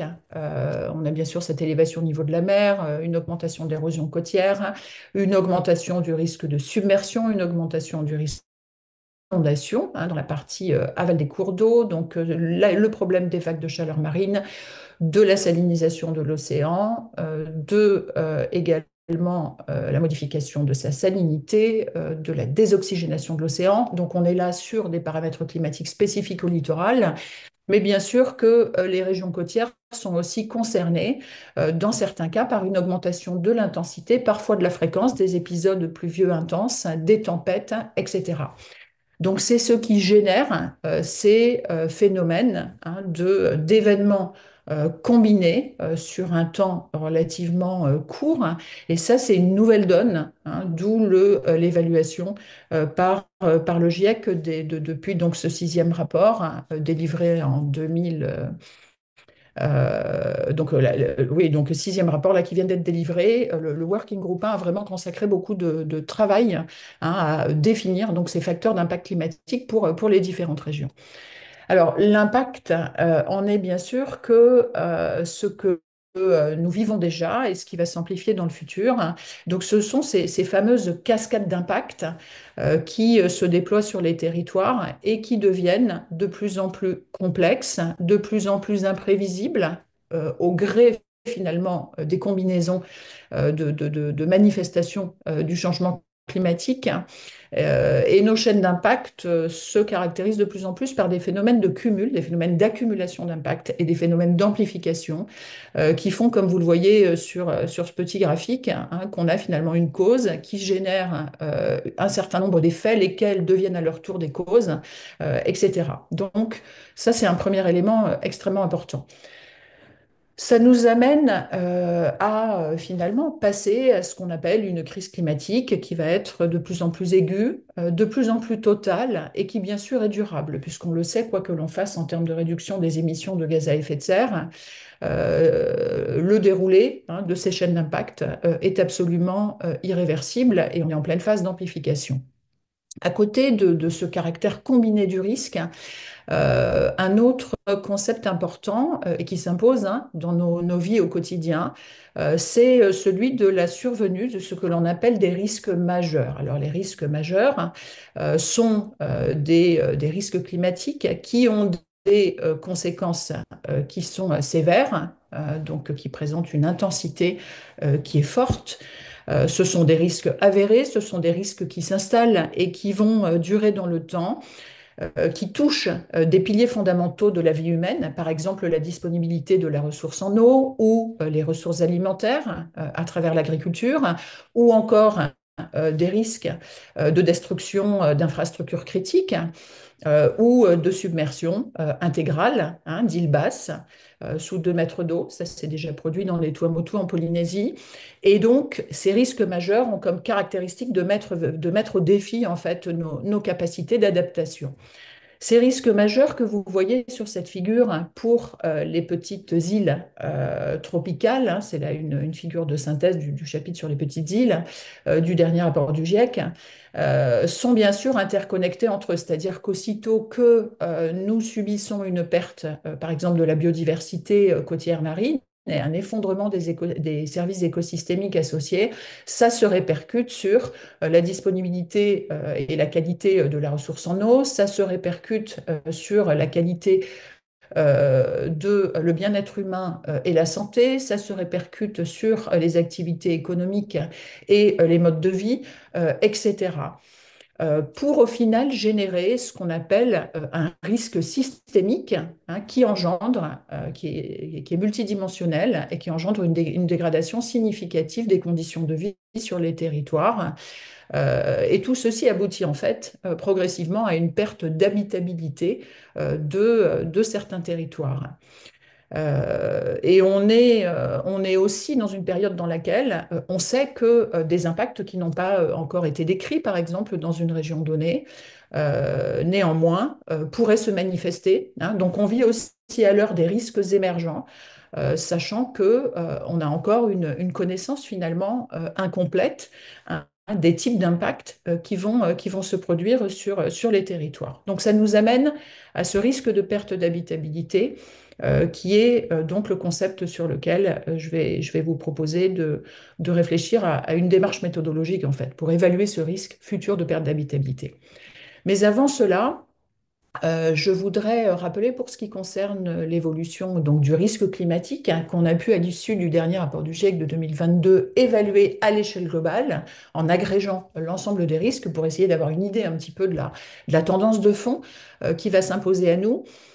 Et ça nous donne le résultat que vous voyez ici. Le risque climatique, hein, en moyenne à l'échelle du globe, sera multiplié par 2 si nous vivons donc un scénario climatique optimiste RCP 2.6, lequel est évidemment, vous le savez, de plus en plus écarté, hein, du futur, ce qui veut dire que nous allons vers un triplement, voire un quadruplement du risque climatique. Donc c'est vraiment une réalité, hein, qu'il est important d'avoir en tête. Et par chance, hein, l'adaptation au changement climatique permet bien sûr de réduire ce risque en jouant sur les 3 leviers fondamentaux du risque. Donc, on peut agir sur l'aléa en le réduisant, par exemple, en restaurant nos systèmes côtiers pour réduire l'aléa submersion marine, hein. Donc, compenser l'élévation du niveau de la mer à la côte, les écosystèmes en s'exhaussant verticalement, qu'on pense aux marées maritimes ou qu'on pense en mangroves, ont la capacité d'annuler, si vous voulez, l'effet élévation au niveau de la mer à la côte. Donc on peut agir sur ce levier. On peut agir bien sûr sur l'exposition, hein, réduire la présence d'enjeux humains dans les zones exposées à ces aléas. Et puis le troisième levier, hein, sur lequel agir pour s'adapter, c'est de réduire la vulnérabilité. Différents exemples en ont été donnés par l'intervenant précédent, donc je n'insiste pas davantage. On sait donc que, quelle que soit, donc l'adaptation est bien sûr nécessaire, hein, on est en retard en termes d'adaptation, donc on a un déficit d'adaptation à compenser. Quel que soit le scénario climatique qui se déroulera au cours de ce siècle, l'adaptation au changement climatique permet de réduire de 50% le risque climatique, hein. Donc ça, c'est vraiment fondamental d'avoir ça en tête. On peut prendre ici l'exemple des villes côtières que vous voyez sur ce petit graphique qui vient du dernier rapport du GIEC et sur lequel donc, on peut comparer les niveaux de risque futurs à 2100 face à l'élévation du niveau de la mer pour les différents scénarios de réchauffement climatique. Et on constate bien sûr que pour un effort d'adaptation nul à moyen, on voit bien que le risque climatique augmente très, très fortement, hein, pour devenir fort à la fin du siècle. En revanche, hein, si on déploie des stratégies d'adaptation ambitieuses, on voit qu'on arrive à maintenir ce risque à un niveau modéré. Donc, ça souligne bien cette idée que l'adaptation est plus que jamais requise, et une adaptation transformationnelle, puisqu'on a non seulement un retard d'adaptation à compenser, mais aussi à anticiper cet effet d'accélération des risques climatiques. Pour ce faire, on sait qu'on a deux leviers fondamentaux. Donc, le premier levier, c'est bien sûr l'atténuation, hein, la mitigation, l'atténuation, la réduction de nos émissions de gaz à effet de serre. On sait que cet effort-là est celui qui permettra de réduire le plus, finalement, le risque à terme, mais il a un délai d'efficacité, hein, qui est relativement important. En revanche, hein, l'adaptation, si elle réduit moins en termes d'intensité le risque, présente l'avantage, hein, de pouvoir le réduire assez rapidement. Donc la réduction du risque survient rapidement une fois qu'on a déclenché des mesures d'adaptation. Voilà, je voulais revenir sur ces éléments qui me paraissent fondamentaux pour bien poser le concept et insister sur le fait que face à ces risques majeurs, combinés, et surtout à ce risque systémique, on est invité à réinventer, hein, les concepts, les approches du risque, et peut-être à ne plus se cantonner finalement à ce concept de risque qui présente quand même un certain nombre de limites. Et donc, de plus en plus émerge au sein de la sphère scientifique ce concept d'habitabilité pour proposer une réponse finalement en termes de réflexion-adaptation, une réponse holistique à un risque qui est de plus en plus holistique et systémique lui aussi.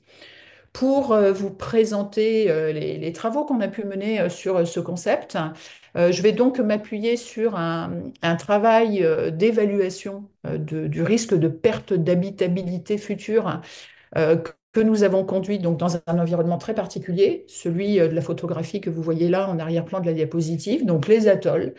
Ils peuvent vous paraître peut-être un peu loin, mais en France, nous possédons le plus grand groupe d'atolls au monde, hein. Il y en a 77 en Polynésie française sur les 439 qui existent au monde, et ils sont habités, bien sûr, hein. On a 16 000 Français qui habitent dans les atolls des Tuamotu, et ils sont donc constitués d'îles extrêmement basses, extrêmement mobiles, très dynamiques, hein, sur le plan morphologique, qui sont donc très exposés à l'élévation du niveau de la mer, mais aussi, hein, au renforcement dans certaines régions de l'intensité des cyclones, par exemple, ou des houles d'origine lointaine, celles qui les atteignent et qui viennent des zones tempérées nord et sud.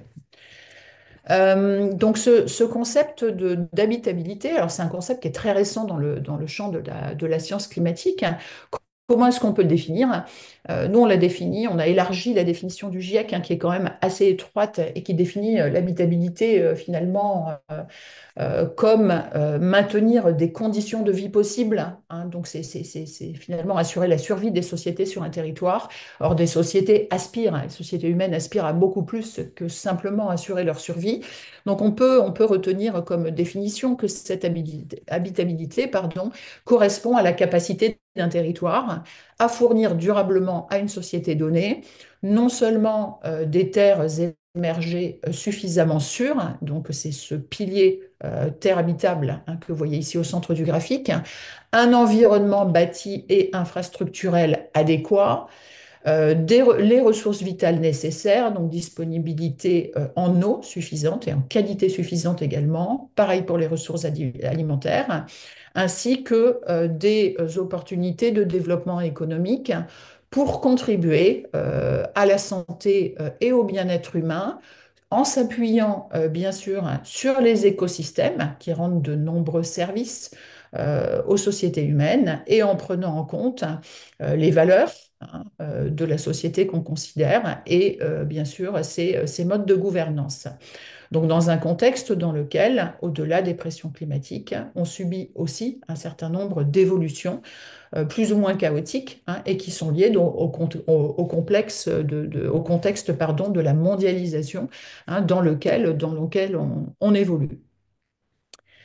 Alors ce concept d'habitabilité, maintenant qu'il est défini et qu'on voit bien que, hein, je n'ai pas commenté les flèches de ce diagramme, mais on voit bien que toutes les dimensions sont fortement associées les unes aux autres.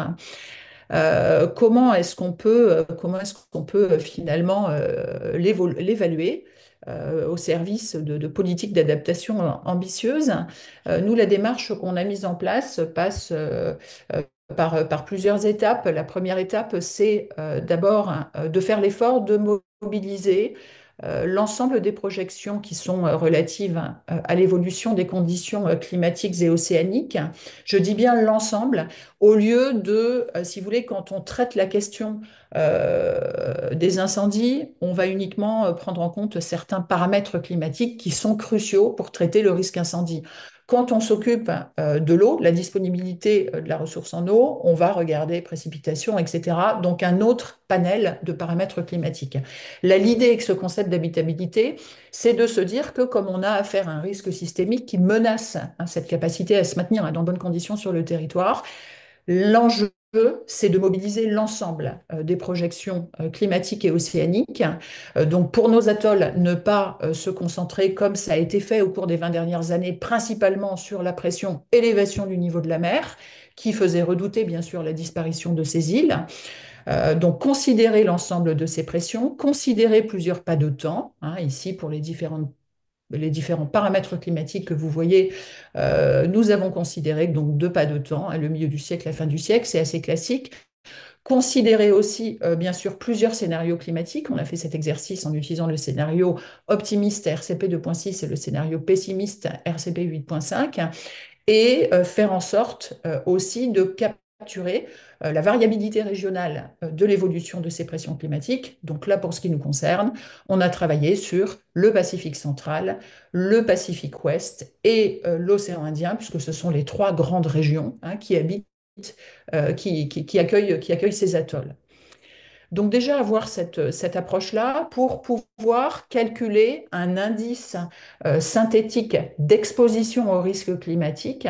Donc on a calculé cet indice synthétique pour les trois grandes régions que je viens de vous mentionner, pour les deux scénarios climatiques que j'ai indiqués et à ces deux échéances, donc 2050 et 2090. Vous voyez que c'est intéressant parce que ça permet par exemple de montrer que si on est en 2050, quand on parle du risque et de l'adaptation dans les atolls, hein, en général, ils sont considérés comme étant un bloc homogène, eh bien, on s'aperçoit par exemple que qu'on prenne RCP 2.6 ou qu'on prenne RCP 8.5, finalement, et qu'on prenne 2050 ou 2090, on s'aperçoit que le risque climatique est plus élevé dans le Pacifique Ouest, par exemple, que dans le Pacifique central. Certains paramètres climatiques, comme l'intensité des cyclones, vont être plus impactants, plus critiques dans le Pacifique Ouest que dans le Pacifique central, pour prendre un exemple concret. Donc au total, hein, ça permet d'affiner l'approche et de se préparer puisque c'est l'objectif final, à produire finalement des trajectoires d'adaptation qui soient contextualisées hein, et qui soient bien adaptées à chaque territoire. Voilà, à partir de cette approche agrégée du risque.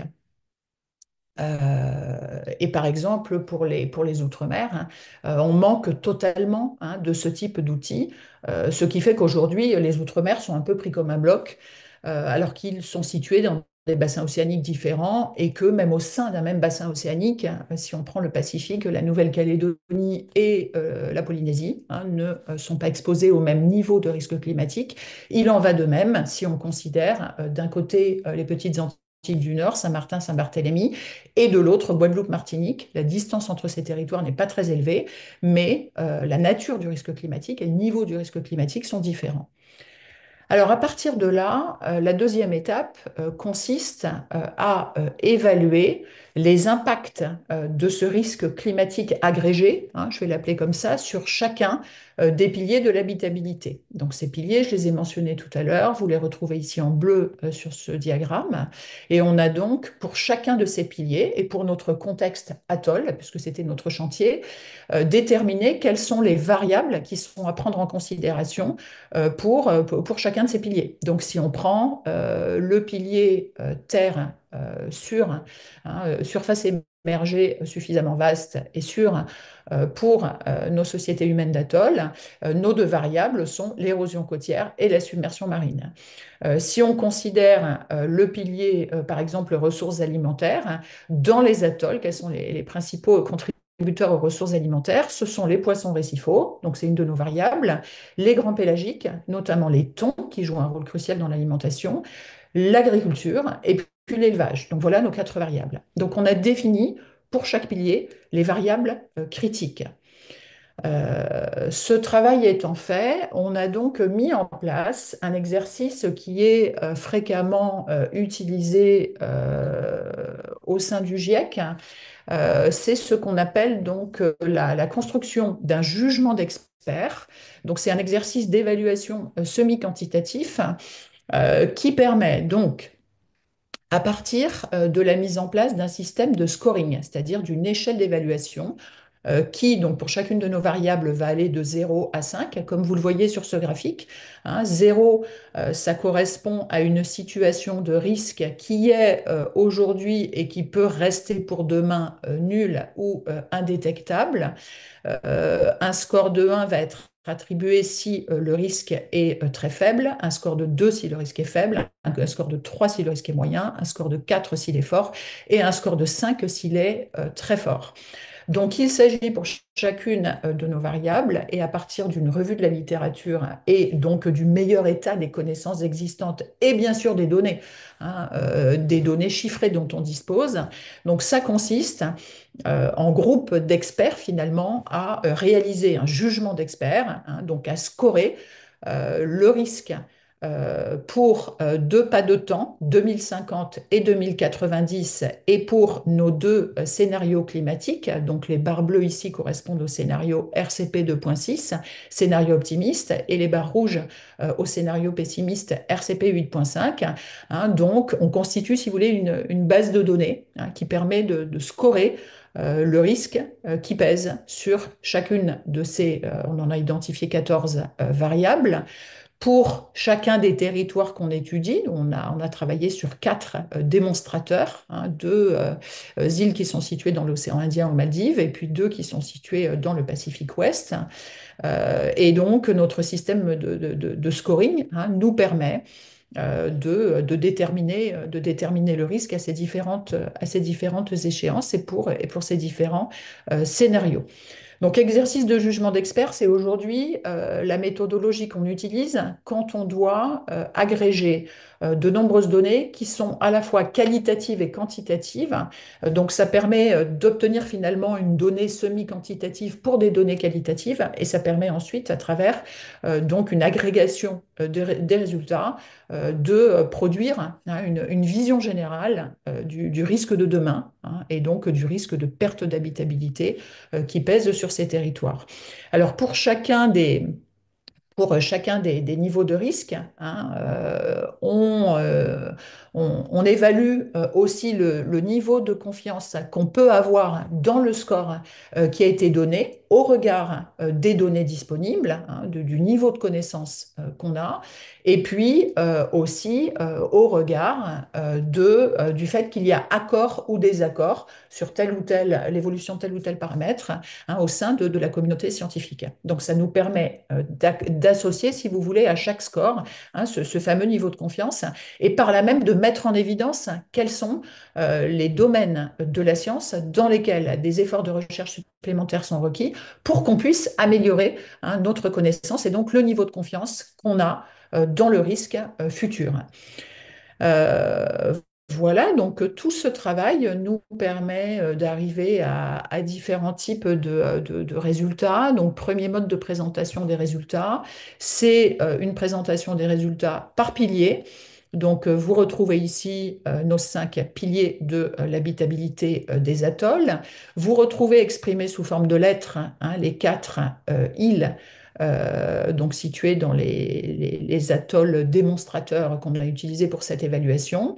Et puis vous voyez donc pour ces 4 piliers les niveaux de risque qui pèsent sur eux. Donc en bleu, scénario RCP 2.6 et en rouge pour le scénario RCP 8.6. avec le point de départ de la barre à gauche qui correspond donc à 2050 et le point d'arrivée sur la droite qui correspond à 2090.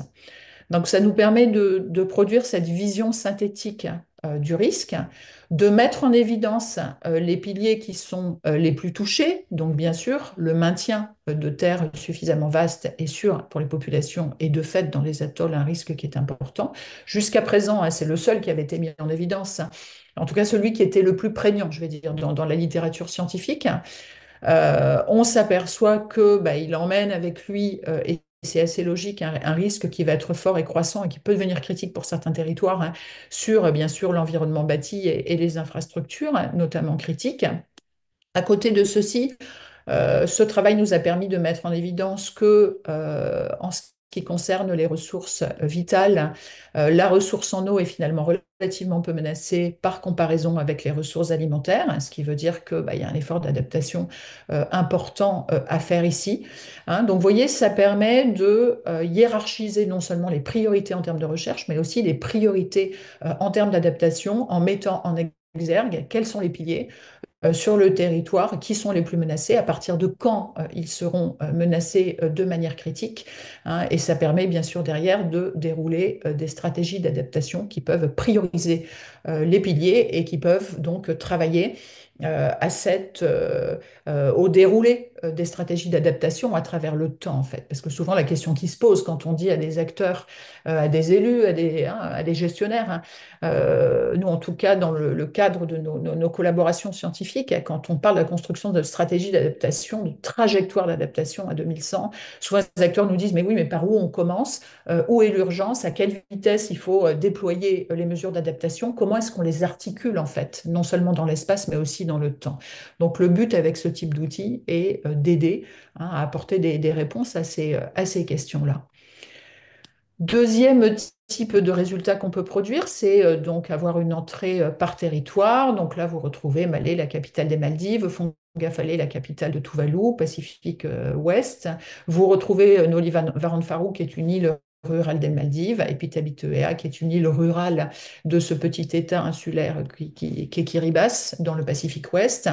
Et donc, ça permet, par exemple, de voir que quand on considère les atolls urbains, qui là aussi sont souvent pris comme étant un ensemble homogène, eh bien, on a des niveaux de risque, quelles que soient les échéances qu'on considère, qui sont extrêmement différents entre Fongafale, qui va voir son niveau de risque augmenter assez rapidement au cours de ce siècle, et puis, par exemple, Malé, la capitale des Maldives. Voilà, donc ça permet de, si on faisait cette évaluation à l'échelle des villes françaises, on verrait nécessairement émerger des villes dans lesquelles il est prioritaire d'agir par rapport à d'autres. Donc ça permet de capturer la variabilité régionale, mais aussi locale du risque de perte d'habitabilité. Et donc ça, c'est précieux aussi pour l'action. Alors, à partir de cette première évaluation, aujourd'hui, on travaille sur la suite. Qu'est-ce que c'est que la suite? C'est en s'appuyant sur cette évaluation, c'est d'évaluer l'efficacité potentielle que pourraient avoir différentes solutions d'adaptation visant chacun de nos 5 piliers pour réduire le risque. Donc ça, on est en train de le faire. C'est le deuxième volet de ce travail scientifique. On le fait toujours sur les mêmes atolls. C'est la suite du travail.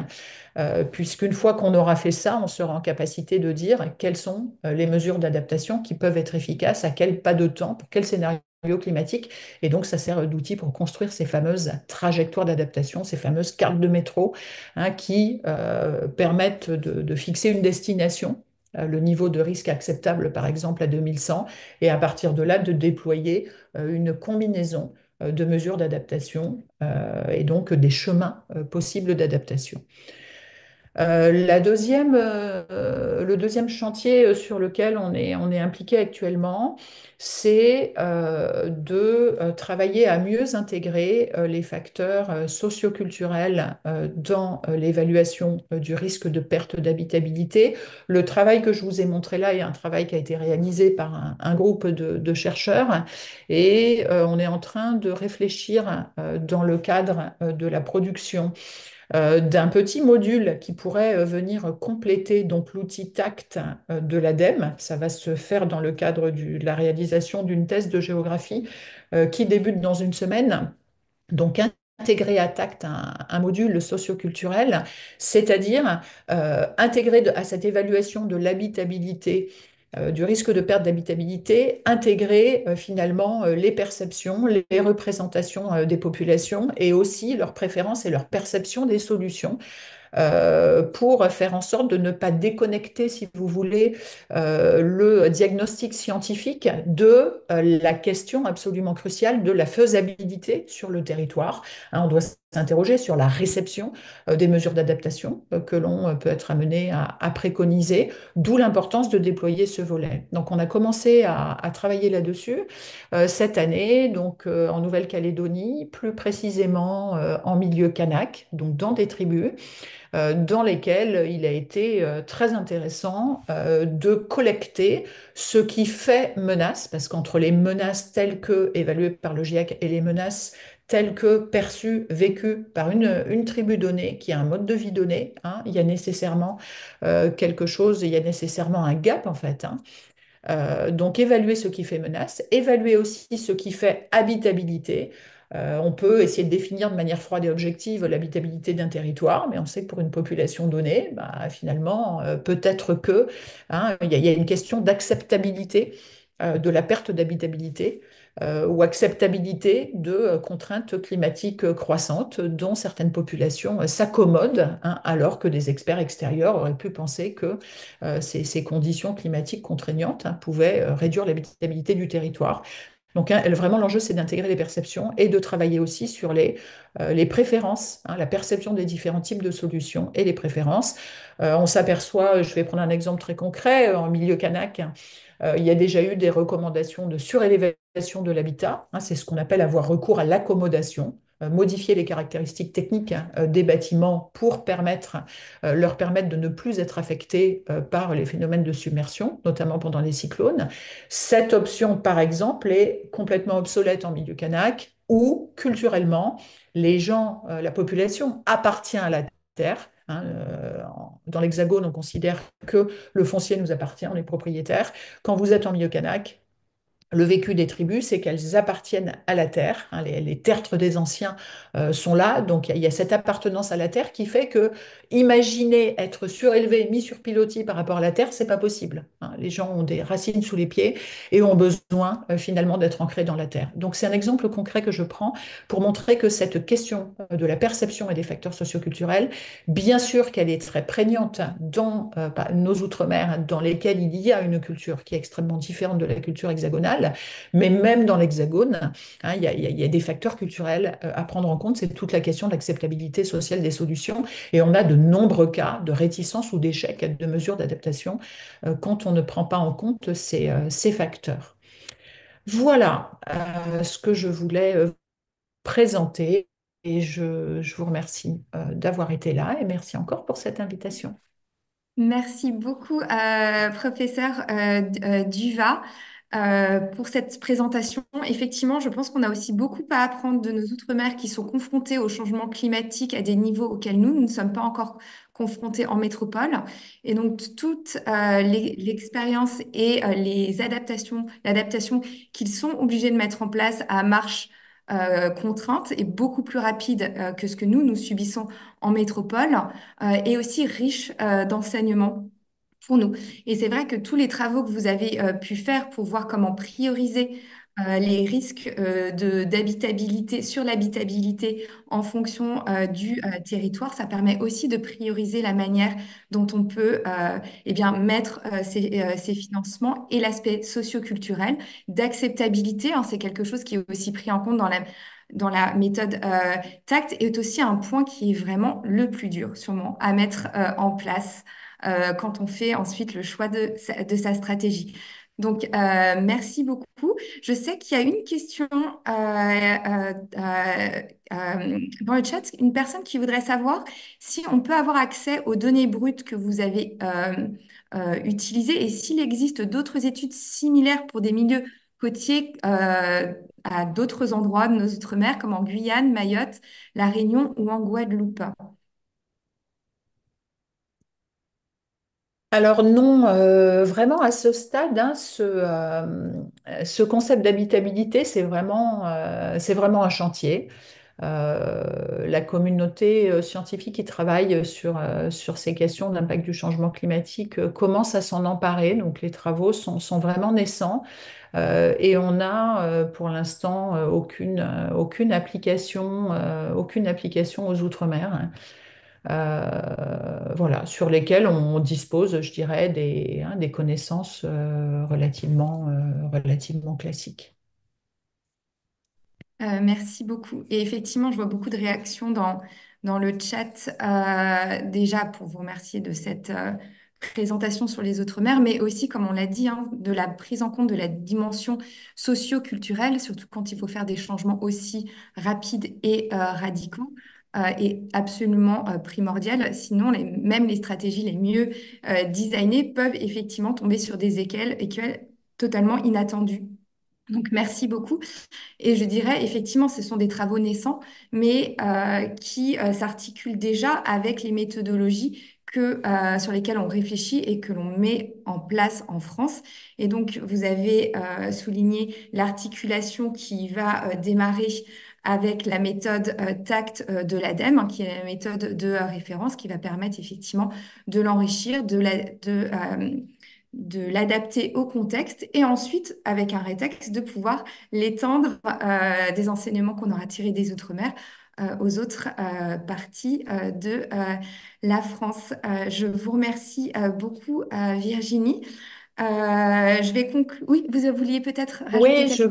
je vois effectivement dans le chat un certain nombre d'interventions sur la biodiversité et la place qu'on peut lui donner. Euh, et voilà, la place qu'on peut lui donner est effectivement dans ce schéma, hein, très synthétique que je vous ai montré. Voilà, les écosystèmes sont là comme un des piliers de l'habitabilité. Et aujourd'hui, bien sûr, et on est les premiers à le faire, on travaille beaucoup. Moi, je travaille beaucoup actuellement sur les questions et solutions fondées sur la nature. Donc, c'est à nouveau un concept qui est assez utilitariste comme celui de services écosystémiques, mais de manière plus générale, l'adaptation fondée sur les écosystèmes offre une entrée qui est assez fondamentale dans les territoires et ils sont évidemment l'un des piliers fondamentaux du bien-être humain. Et c'est pour ça qu'aujourd'hui, on parle de moins en moins de services écosystémiques, mais beaucoup plus de contribution de la nature, hein, au bien-être humain. Merci beaucoup, professeur Duva. Il y a effectivement un point, et là je le retiens peut-être pour la présentation de nos prochains webinaires que l'on n'avait pas fait en introduction.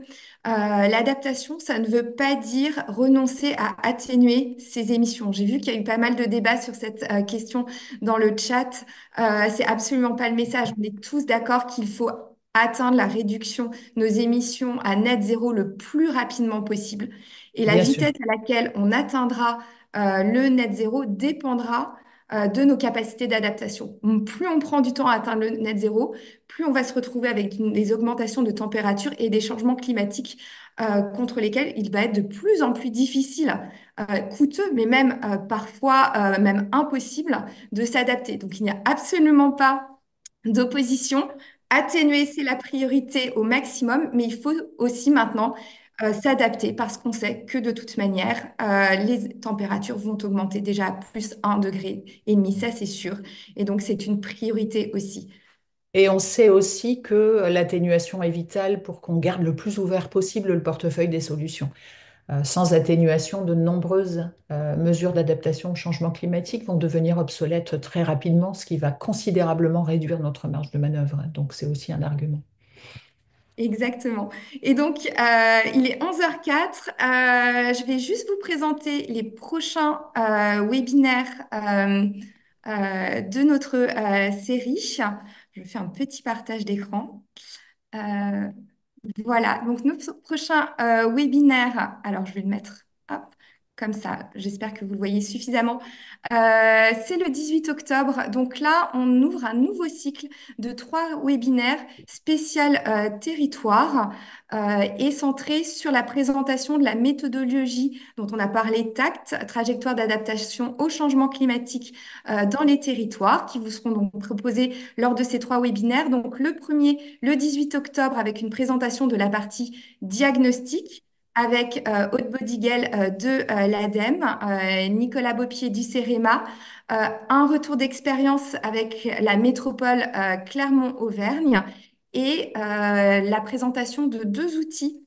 Un outil numérique, Startup d'État Facilitact, et le jeu sérieux dont nous avons parlé, qui se base effectivement aussi sur de la donnée et la présentation de l'évolution cartographique d'un territoire, avec Claire Dolé du CEREMA. Les prochains cycles de webinaires, donc les 3 prochains territoriales. Le suivant en novembre s'attachera vraiment à définir sur la manière dont on construit sa stratégie d'adaptation et comment on l'évalue. Et le troisième webinaire sur le cycle collectivité et territoire sera vraiment un retour d'expérience sur la manière de choisir et de mettre en œuvre ces actions d'adaptation, ce qui rejoint aussi ce que vous nous avez présenté, professeur Duva, sur les critères sociaux d'acceptation des actions d'adaptation. Ensuite, on basculera en janvier et février sur de nouveau le tronc commun avec une thématique sur l'eau, un webinaire thématique sur l'eau et 2 autres webinaires thématiques à définir, notamment un sur les îlots de chaleur en ville et la problématique, pas la problématique, la solution de revégétalisation. Et on terminera avec le module spécial entreprise dont je vous parlais plus tôt, en février et en mars, où là, on vous présentera les méthodologies applicables aux entreprises. Voilà, merci beaucoup. Donc rendez-vous le 18 octobre. Le 16 octobre, pour ceux qui seraient intéressés, nous allons présenter le 16 octobre, nous allons présenter les lauréats de notre troisième volet du challenge Adaptation, donc des communs numériques que l'on peut utiliser pour l'adaptation. Les lauréats qui suivront le programme d'accompagnement seront présentés lors du Meetup de la Green Tech le 16 octobre, Parc Floral de Paris. C'est un événement gratuit du 15 au 16 octobre. Et n'hésitez pas à nous envoyer vos avis concernant ce webinaire pour qu'on puisse l'améliorer. Et encore un grand merci à tous pour avoir effectivement subi cette avalanche de mails et de contre-ordres concernant ce webinaire et de nous avoir malgré tout rejoints. Donc, encore un immense merci et on vous retrouvera avec très grand plaisir le 18 octobre. On vous enverra un mail avec toutes les informations dans les jours qui viennent. Merci beaucoup et toutes les présentations, bien sûr, seront mises à disposition et les vidéos en replay sur notre site. Merci à tous et